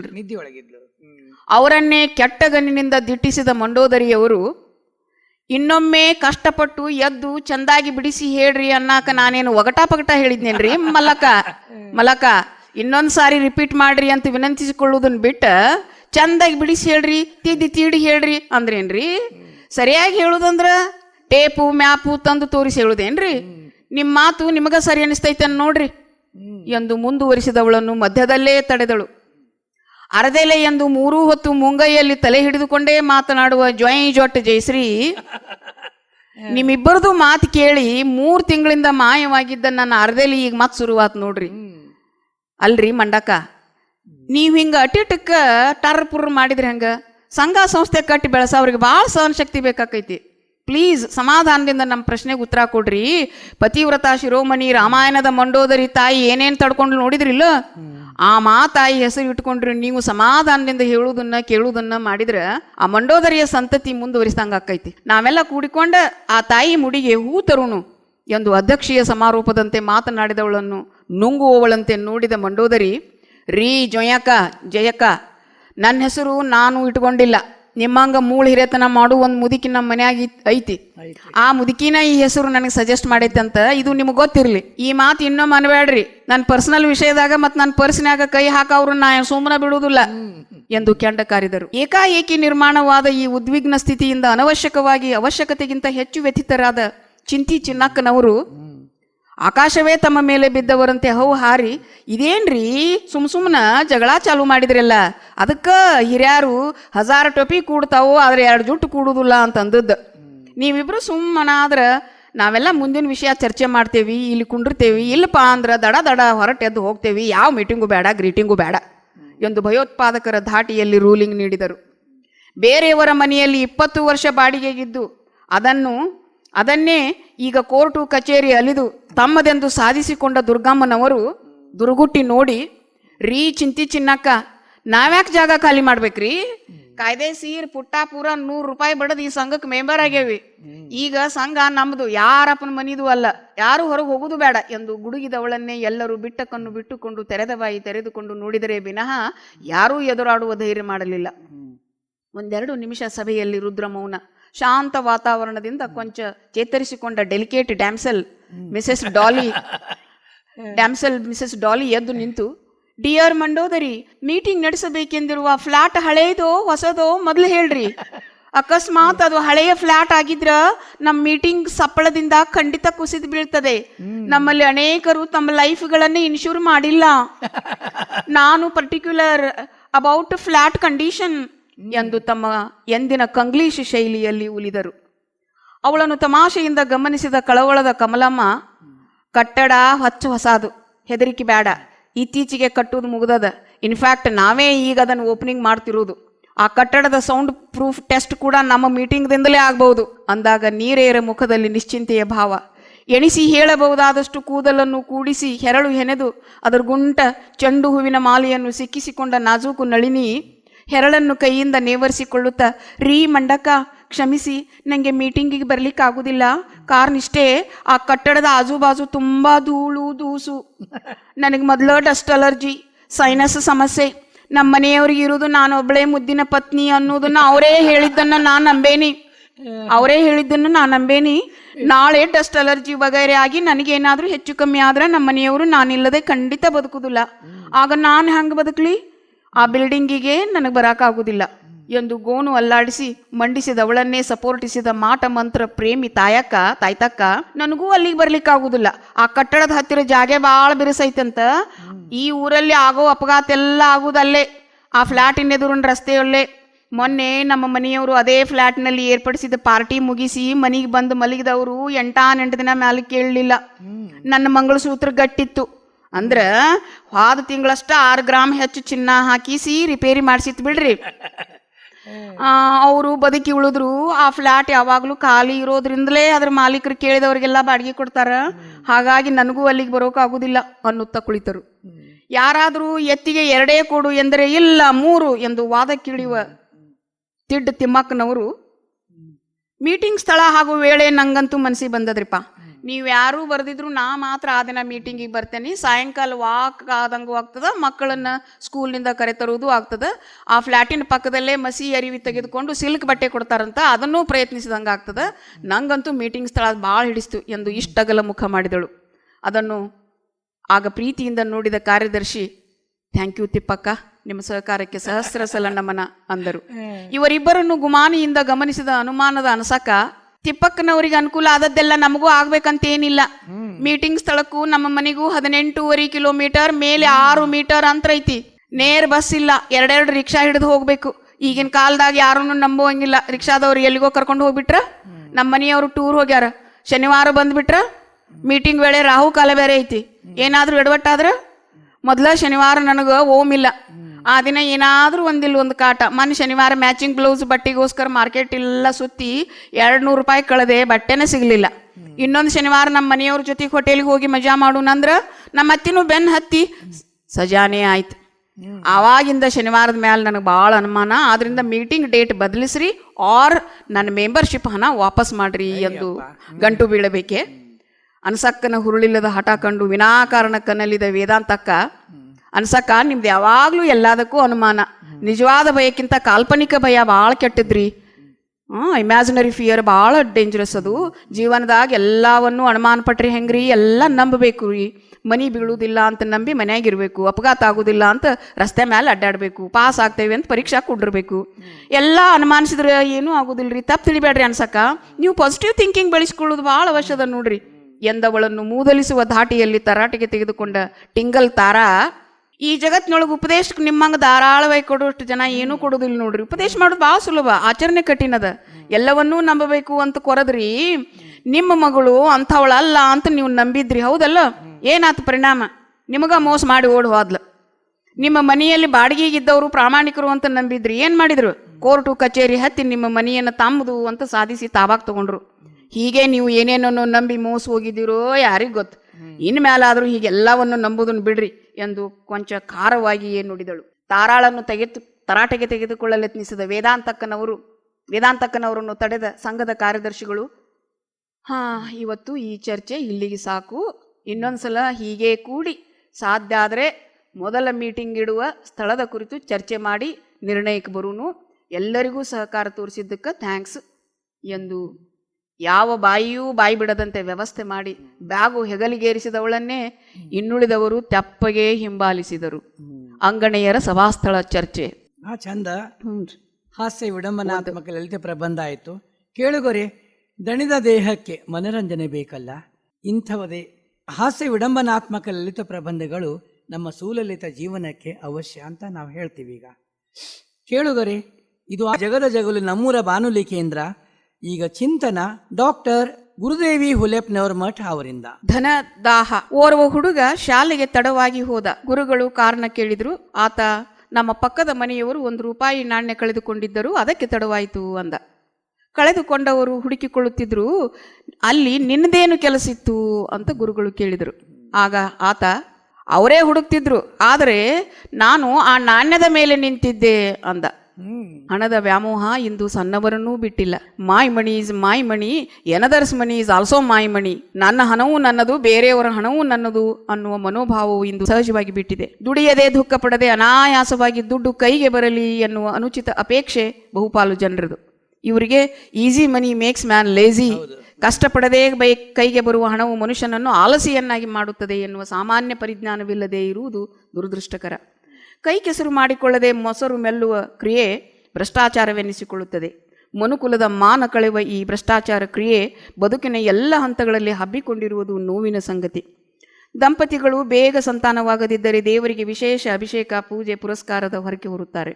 ಹುಟ್ಟಿದ ಮಗುವಿಗೆ ರೋಗ ರುಜಿನ ಕಾಡತೊಡಗಿದರೆ ಬೇಗ ಗುಣಮುಖರಾಗುವಂತೆ ಅದೇ ದೇವರು ಕೃಪೆ ಮಾಡಿದರೆ ವ್ರತ ನಿಯಮ ಹಿಡಿಯುವುದಾಗಿ, ಮುಡಿಪು ಮೀಸಲು ಪೂರೈಸುವುದಾಗಿ ಬೇಡಿಕೊಳ್ಳುತ್ತಾರೆ. ಆನಂತರ ಮಕ್ಕಳು ಮರಿ ಸುಖವಾಗಿ ಸುರಕ್ಷಿತವಾಗಿ ಬದುಕಲೆಂದು ಕಂಡ ದೇವರಿಗೆ ಬೇಡಿಕೊಂಡು ಧನ ದ್ರವ್ಯವನ್ನು ಭಕ್ತಿಯಿಂದ ಸಮರ್ಪಿಸುತ್ತಾರೆ. ದೇವರನ್ನು ಮಾನವನ ರೂಪದಲ್ಲಿ ಕಂಡು ತಮಗೆ ಬೇಕಾದುದನ್ನು ನೀಡಿದರೆ ಅವನಿಗೆ ಒಡ್ಡುವ ಈ ಆಸೆ ಆಮಿಷಗಳು ಹಾಗೆ ನೋಡಿದರೆ ಲಂಚದ ದಾಖಲಾಗದ ರೂಪಗಳೇ. ವರದಕ್ಷಿಣೆ, ನೌಕರಿ, ಪದೋನ್ನತಿ, ವರ್ಗಾವಣೆ, ಪಿಂಚಣಿ ಬಿಡುಗಡೆ, ಸರ್ಟಿಫಿಕೇಟ್ ಮಾರಾಟ, ಪ್ರಶಸ್ತಿ, ಪುರಸ್ಕಾರ, ಹೊಲ, ಮನೆ, ಸ್ಥಿರಾಸ್ತಿ, ವಸ್ತು, ಒಡವೆ ಖರೀದಿ ಇತ್ಯಾದಿ ಸಂದರ್ಭಗಳಲ್ಲಿ ಪಡೆಯುವ ಕಮಿಷನ್ನು, ಮುಂಗಡ ಹಣ, ರಸೀದಿ ರಹಿತ ವ್ಯವಹಾರಗಳೆಲ್ಲ ಲಂಚದ ಅಸಹ್ಯ ರೂಪಗಳೇ. ಉನ್ನತ ಹುದ್ದೆಯಲ್ಲಿರುವವರಿಂದ ಹಿಡಿದು ಸಾಮಾನ್ಯರೂ ಸಂಬಂಧಿಸಿದವರ ಕೈ ಬಿಸಿ ಮಾಡುವ ಮೂಲಕ ಬೇಕಾದುದನ್ನು ಹೀಗೆ ಅನುಚಿತ ಮಾರ್ಗದಿಂದ ಪಡೆಯುವ ದುರಭ್ಯಾಸ ಬೆಳೆಸಿಕೊಂಡಿದ್ದರಿಂದ ದೇಶದಲ್ಲಿ ಆರ್ಥಿಕ ಅಸಮಾನತೆ ತಲೆದೋರಿದೆ. ಒಬ್ಬ ಮಹಾಶಯರು ಕಾಶ್ಮೀರದಿಂದ ಕರ್ನಾಟಕದಲ್ಲಿರುವ ತಮ್ಮ ಬಡ ಸಂಬಂಧಿಗೆ ಒಂದೊಳ್ಳೆಯ ಐಸ್ ಕ್ರೀಮ್ ಕಳಿಸಿದರು. ಅದು ಕರಗದಂತೆ ಎಲ್ಲ ವ್ಯವಸ್ಥೆ ಮಾಡಿದ್ದರು. ಆದರೆ ಅದು ಹಲವಾರು ಅಧಿಕಾರಿ ಸಿಬ್ಬಂದಿಗಳ ಮೂಲಕ ಹಾಯ್ದು ಬಡವನಿಗೆ ತಲುಪಿತು. ಆತ ಪ್ಯಾಕ್ ಬಿಚ್ಚಿದ, ಏನೂ ಇರಲಿಲ್ಲ. ಅವನ ಕೈ ಕೇವಲ ಒದ್ದೆಯಾಯಿತು. ಇದು ಭ್ರಷ್ಟ ವ್ಯವಸ್ಥೆಯ ವ್ಯಂಗ್ಯ. ಭ್ರಷ್ಟ ವ್ಯವಸ್ಥೆಗೆ ಕಾರಣ ಅತಿಯಾದ ಆಸೆ. ಆಧುನಿಕ ವಿಜ್ಞಾನ ತಂತ್ರಜ್ಞಾನ ನೀಡಿರುವ ಐಷಾರಾಮಿ ಜೀವನ ಸೌಕರ್ಯಗಳನ್ನು ಹೊಂದಿ ಸುಖವಾಗಿರಬೇಕೆನ್ನುವ ಅದಮ್ಯ ಚಪಲ. ಅದಕ್ಕೆ ಬುದ್ಧ ಆಸೆಯೇ ದುಃಖಕ್ಕೆ ಕಾರಣ ಎಂದು ಸ್ಪಷ್ಟಪಡಿಸಿದ. ಮನುಷ್ಯನಿಗೆ ಆಸೆ ಮತ್ತು ಅತೃಪ್ತಿಯ ಬಲೆಯಿಂದ ತಪ್ಪಿಸಿಕೊಳ್ಳಲು ಇವತ್ತು ಆಗುತ್ತಿಲ್ಲ. ವಿಜಯದಾಸರು ಹೇಳುವಂತೆ, ಸಪ್ಪೆ ಮೆಲ್ಲುವಾಗ ಸೊಪ್ಪಿನ ಚಿಂತೆ, ಸೊಪ್ಪು ದೊರಕಿದರೆ ಉಪ್ಪು ಬರಲಿಲ್ಲವೆಂಬ ಚಿಂತೆ, ಉಪ್ಪು ದೊರಕಿದರೆ ತುಪ್ಪ ಬರಲಿಲ್ಲವೆಂಬ ಚಿಂತೆ, ತುಪ್ಪವೇ ದೊರಕಿದರೆ ಕೊಪ್ಪರಿಗೆ ಸಿಗದೆಂಬ ಚಿಂತೆ. ಒಬ್ಬ ರಾಜ ಇದ್ದ. ಅತಿಯಾಗಿ ಪ್ರೀತಿಸುತ್ತಿದ್ದುದು ತನ್ನ ಮಗಳು ಮತ್ತು ಬಂಗಾರ. ಆತನಿಗೆ ಜಗತ್ತಿನಲ್ಲಿ ಅತಿ ಹೆಚ್ಚು ಚಿನ್ನ ಹೊಂದಿರುವ ವ್ಯಕ್ತಿ ಎನ್ನಿಸಿಕೊಳ್ಳುವ ತವಕ. ಭಗವಂತನಲ್ಲಿ ಆರ್ತವಾಗಿ ಪ್ರಾರ್ಥಿಸಿ ಮೊರೆಯಿಟ್ಟ. ದೇವರು ತಥಾಸ್ತು ಅಂದ. ಮುಟ್ಟಿದ್ದೆಲ್ಲವೂ ಚಿನ್ನವಾಗತೊಡಗಿತು. ಮೊದಲು ಖುಷಿಪಟ್ಟ. ಹಸಿದು ತಿನ್ನಲೆಂದು ಮುಟ್ಟಿದ ಅನ್ನ, ಕುಡಿಯಲು ಮುಟ್ಟಿದ ನೀರು ಎಲ್ಲ ಚಿನ್ನವಾಗತೊಡಗಿತು. ಸಂಕಟ ತಾಳಲಾರದೆ ಅಳತೊಡಗಿದ. ಪ್ರೀತಿಯ ಮಗಳು ಕಣ್ಣೀರು ಒರೆಸಲು ಬಂದಳು. ಅವಳನ್ನು ತಬ್ಬಿಕೊಂಡ. ಆಕೆಯೂ ಚಿನ್ನವಾದಳು. ಪಶ್ಚಾತ್ತಾಪಪಟ್ಟು ಚಿನ್ನದ ಮೇಲಿನ ಮೋಹವನ್ನು ತೊರೆದ. ಒಮ್ಮೊಮ್ಮೆ ನಮಗೆ ಅಡಿಗರು ಹೇಳಿರುವಂತೆ, ಇರುವುದೆಲ್ಲವ ಬಿಟ್ಟು ಇರುವುದರೆಡೆಗೆ ತುಡಿತವಿರುತ್ತದೆ. DVG ತಿಳಿಸಿದಂತೆ ಬರದಿಹುದರೆಣಿಕೆಯಲ್ಲಿ ಬಂದುದನ್ನು ಮರೆಯುತ್ತೇವೆ. ಬಂದ ಭಾಗ್ಯವನ್ನೆನೆಯದೆ ಬಾರನೆಂಬುದಕ್ಕೆ ಹಾತೊರೆಯುತ್ತೇವೆ. ಅದನ್ನೇ ಪುರಂದರದಾಸರು ಯಾತರ ಕಟಪಟಿ ಒಂದು ದಿನ ಹೋಗುತ್ತಿ ಲಟಪಟಿ ದೊಡ್ಡ ಮನೆಯ ಕಟ್ಟಿ ಅದರೊಳು ಮಡದಿಯ ವೈದಿಟ್ಟಿ ಮಡದಿಗೆ ಮಗುವೊಂದು ಹುಟ್ಟಿ ಅದರ ಮೇಲೆ ನೀ ಮನಸ್ಸಿಟ್ಟಿ ಸಂಸಾರ ಬಾಳ ಕೊಟ್ಟಿ ಅದರೊಳು ಬಿದ್ದಿ ಕಾಲ್ಕಟ್ಟಿ ತಂದೆ ಶ್ರೀ ಪುರಂದರ ವಿಠಲರಾಯನ ಯಾಕ ಮರೆತು ಬಿಟ್ಟಿ ಎಂದು ಕೇಳುತ್ತಾರೆ.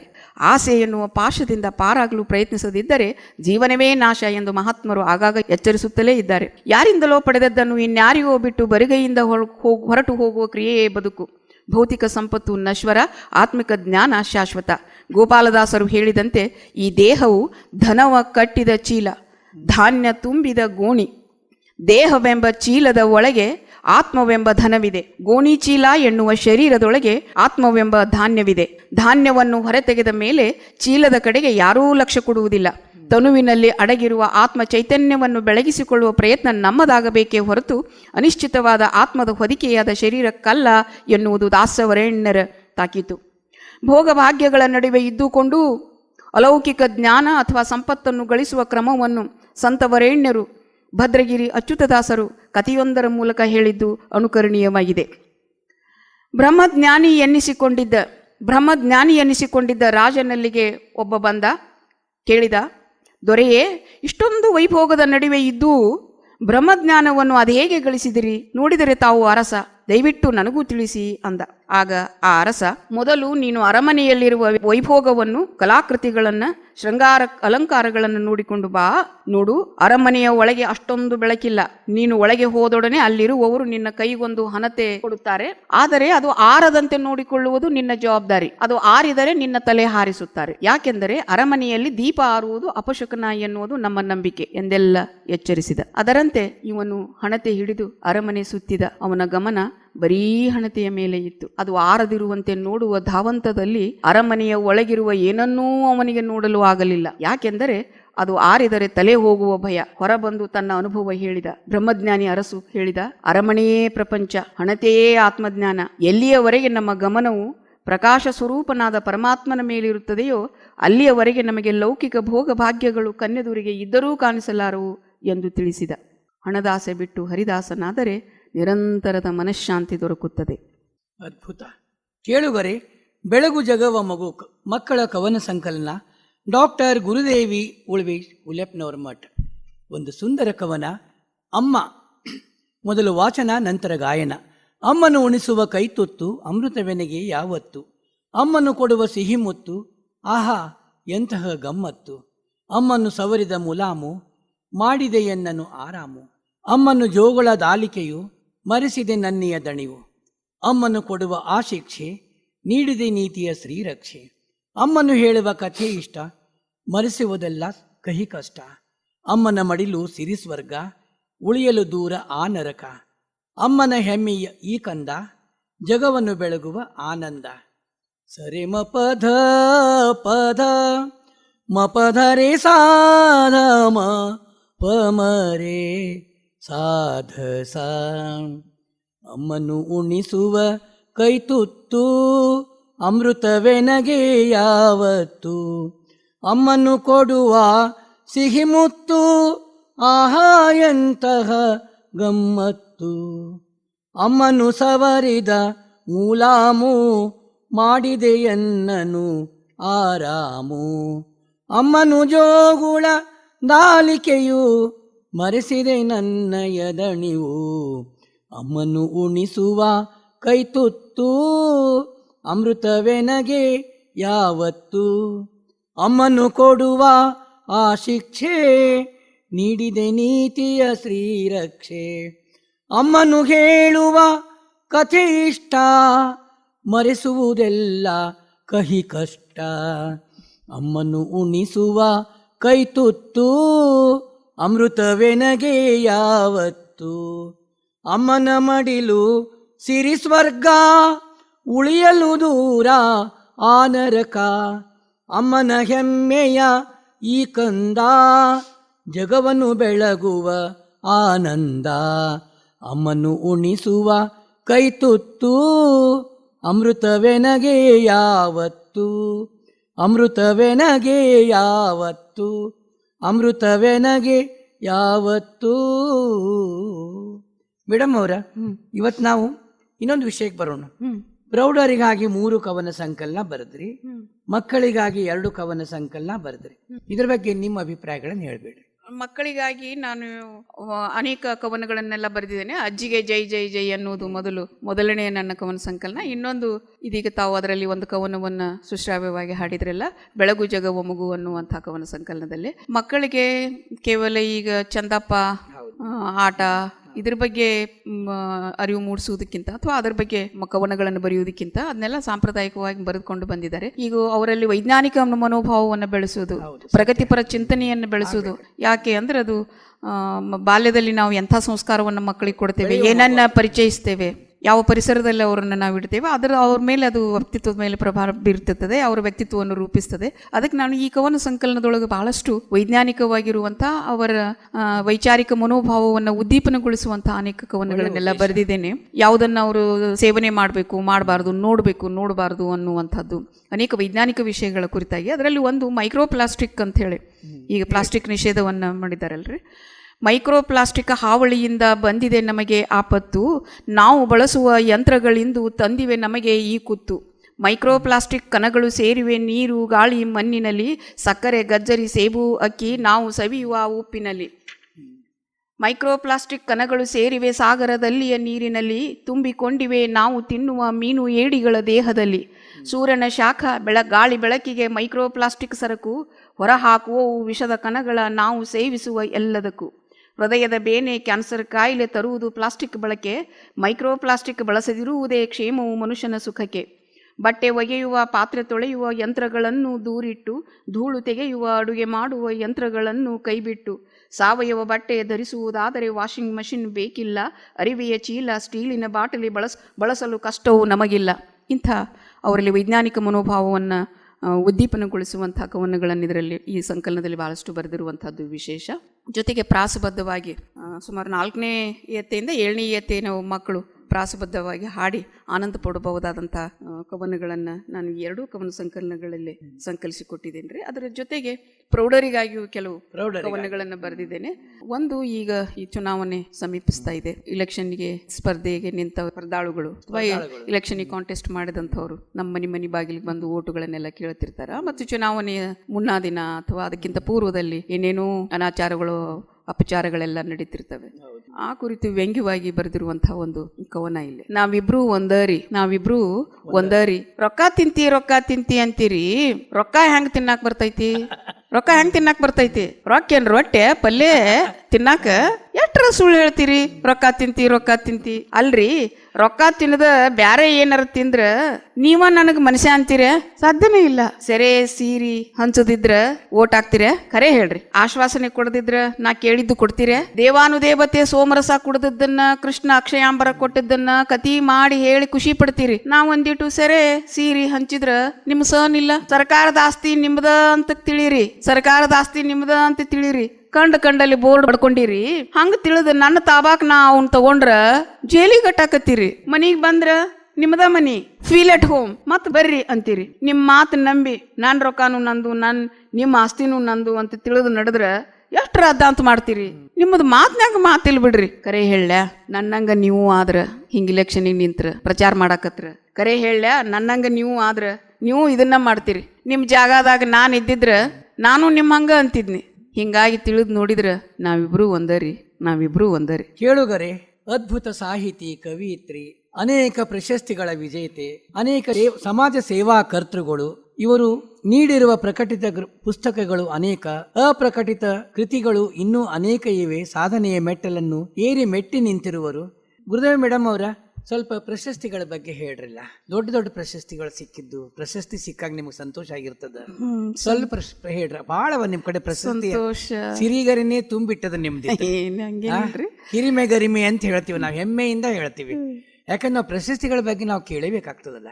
ಹೇಳ್ರಿ. ಅನೇಕ ಕೃತಿಗಳಿಗೆ ಬಹಳ ಅನಿರೀಕ್ಷಿತವಾಗಿ ಬಂದಾವ ಪ್ರಶಸ್ತಿಗಳು, ಪುರಸ್ಕಾರಗಳು ಬಯಸದೆ ಹೋಗಿಲ್ಲ, ಅವೇ ಮನೆ ಬಾಗಿಲು ತಟ್ಟಿ ಬಂದಾವ. ಬಯಸದೆ ಬಂದುದು ಲಿಂಗಭೋಗ, ಬಯಸಿ ಬಂದುದು ಅಂಗಭೋಗ ಅಂತಾರಲ್ರಿ.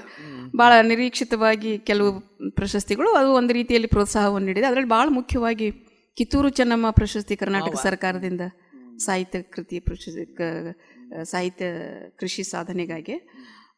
ಅದರಲ್ಲಿ ವಿಶೇಷವಾಗಿ ಲಲಿತ ಪ್ರಬಂಧಗಳ ಬಗ್ಗೆ ಅವರು ಚರ್ಚೆ ಮಾಡಿ ಅದನ್ನು ಪ್ರಶಸ್ತಿ ಪತ್ರದಲ್ಲಿ ಅದನ್ನು ಬರೆದಿದ್ದಾರೆ ಕೂಡ. ಇದಕ್ಕಾಗಿ ನಿಮಗೆ ಲಲಿತ ಪ್ರಬಂಧಗಳನ್ನು ಬರೆಯುವಂಥ ಲೇಖಕರು ಭಾಳಷ್ಟು ಜನ ಕಡಿಮೆ ನಮ್ಮ ಕರ್ನಾಟಕದಲ್ಲಿ. ಈ ರೀತಿಯ ಈ ಪ್ರಕಾರದ ಸಾಹಿತ್ಯ ಭಾಳ ಕಡಿಮೆ ಇದೆ. ಅದರಲ್ಲಿ ನೀವು ವಿಶೇಷ ಪ್ರತಿಭೆಯನ್ನು ತೋರಿದ್ದೀರಿ, ಅದಕ್ಕೆ ನಿಮಗೆ ಈ ಪ್ರಶಸ್ತಿಯನ್ನು ಕೊಡ್ತಾ ಇದ್ದೇವೆ ಅನ್ನೋದನ್ನು ಅವರು ಅದರಲ್ಲಿ ಬರೆದಿದ್ದಾರೆ. ಆಮೇಲೆ ಇವರು ರತ್ನಮ್ಮ ಹೆಗಡೆ ಉತ್ತಮ ಗ್ರಂಥ ಮಹಿಳಾ ಪುರಸ್ಕಾರ, ಮಹಿಳಾ ಗ್ರಂಥ ಪುರಸ್ಕಾರ ಹೆಗಡೆ ಅವ್ರದ್ದು ರೀ, ಕರ್ನಾಟಕ ವಿದ್ಯಾವರ್ಗ ಸಂಘದಿಂದ. ಮತ್ತು ಈ ಬೆಳಗಾವಿ ಜಿಲ್ಲಾ ಸಾಹಿತ್ಯ ಪ್ರತಿಷ್ಠಾನದಿಂದ ಅನೇಕ ಪ್ರಶಸ್ತಿಗಳೆಲ್ಲ ಸಿಕ್ಕದ್ರಿ. ಮತ್ತೆ ಹಿಂಗೆ ಬೇರೆ ಬೇರೆ ಸಂಘ ಅನೇಕ ಪ್ರಶಸ್ತಿಗಳು ಬಂದ್ಬಿಟ್ಟಾವ. ಸಂತೋಷ ಅನಿಸ್ತದಲ್ಲ ನಿಮಗೆ? ಸಂತೋಷ ಬಂದಾಗ. ಮತ್ತೆ ಮೇಡಮ್ ಅವರ ನಿಮ್ಗೆ ಜವಾಬ್ದಾರಿ ಹೆಚ್ಚಾಗ್ತದೆ. ಪ್ರಶಸ್ತಿಗಳು ಬಂತು ಅಂದ್ರ ಅದನ್ನು ಅಷ್ಟೇ ಜವಾಬ್ದಾರಿ ಮಟ್ಟವನ್ನು ಉಳಿಸಿಕೊಳ್ಳುವಂತದ್ದು, ಅದು ಬಹಳ ಮಹತ್ವದ ರೀ. ಮತ್ತೆ ಸಾಧನೆ ಕೃಷಿಯನ್ನ, ಈ ಸಾಹಿತ್ಯ ಕೃಷಿ ಮುಂದುವರಿಸುವಂತ ಜವಾಬ್ದಾರಿ. ಒಂದಕ್ಕಿಂತ ಒಂದು ಒಳ್ಳೆಯ ಗ್ರಂಥಗಳನ್ನ, ಒಳ್ಳೆಯ ಬರಹಗಳನ್ನ, ಸಾಹಿತ್ಯವನ್ನ ನೀಡಬೇಕಾದಂತ ಬಹಳ ದೊಡ್ಡ ಸವಾಲು ನಮ್ಮೆದುರು ಕಾಣಿಸ್ಕೊಳ್ತದ್ರಿ. ಆ ಹಿನ್ನೆಲೆಯೊಳಗೆ ನಾನು ಒಂದು ಸಣ್ಣ ಪ್ರಯತ್ನವನ್ನು ಈ ಸಂದರ್ಭದಲ್ಲಿ ಮಾಡ್ತಾ ಇದ್ದೇನೆ. ಈ ವರ್ಷ ಇನ್ನೊಂದು ಲಲಿತ ಪ್ರಬಂಧಗಳ ಸಂಗ್ರಹ ತರುವಂಥದ್ದು ಅದನ್ನು ಸಂಕಲ್ಪ ಮಾಡಿದ್ದೇನೆ. ಈಗಾಗಲೇ ಅದು ಅಚ್ಚಿಗೆ ರೆಡಿ ಆಗ್ತಾ ಇದೆ. ಹಾಗೆಯೇ ಮಕ್ಕಳ ಕವನ ಸಂಕಲನ ಅದು ಕೂಡ ರೆಡಿ ಆಗ್ತದೆ. ಭಾಳಷ್ಟು ಜನರು ಮುನ್ನುಡಿ, ಹಿನ್ನುಡಿ, ಬೆನ್ನುಡಿ, ಶುಭ ನುಡಿ ಎಲ್ಲ ಬರೆಸ್ಕೊಳ್ತಿರ್ತಾರಲ್ಲ, ನಿಮ್ಮ ಕಡೆಯಿಂದ ಬರೆಸ್ಕೊಳ್ತಾರ. ಬೆಳಗಾವಿ ಅಂದ್ರೆ ಯಾರೇ ಇರ್ಲಿ ಫಸ್ಟ್ ನೀವು ಬೇಕೇ. ಇದ್ದಾರೆ ನುಡಿ ಇರ್ಲಿ, ಬೆನ್ನುಡಿ, ಶುಭ ನುಡಿ.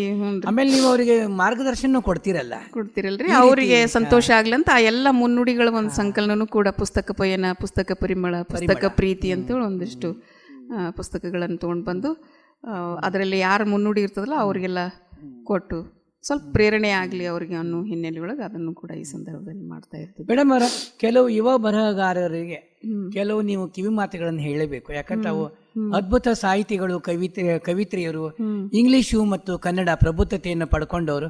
ಸ್ವಲ್ಪ ಕಿವಿ ಮಾತು ಹೇಳ್ರಿ ಈಗಿನ ಯುವ ಬರಹಗಾರರಿಗೆ. ಯುವ ಬರಹಗಾರ ಬಹಳ ಮುಖ್ಯವಾಗಿರೋ ಅಧ್ಯಯನಶೀಲರಾಗಬೇಕು. ಹೇಳ್ರಿ, ಏನನ್ನೂ ಓದದೆ ಏನೂ ಒಳ್ಳೆಯದನ್ನ ಬರೀಲಿಕ್ಕೆ ಸಾಧ್ಯನೇ ಇಲ್ಲ. ಆಮೇಲೆ ಲೋಕಾನುಭವನೂ ಬಹಳ ಮುಖ್ಯ. ಅವಸರದ ಬರಹಗಾರ ವೈವಿಧ್ಯಮಯವಾಗಿರುವಂತಹ ನನ್ನ ಇದಕ್ಕೆ ಲಲಿತ ಪ್ರಬಂಧ ಬರೆದಾಗ ಮೊದಲು ಕೆಲವು ಕಮೆಂಟ್ಸ್ಗಳೆಲ್ಲ ಬಂದವ್ರಿ.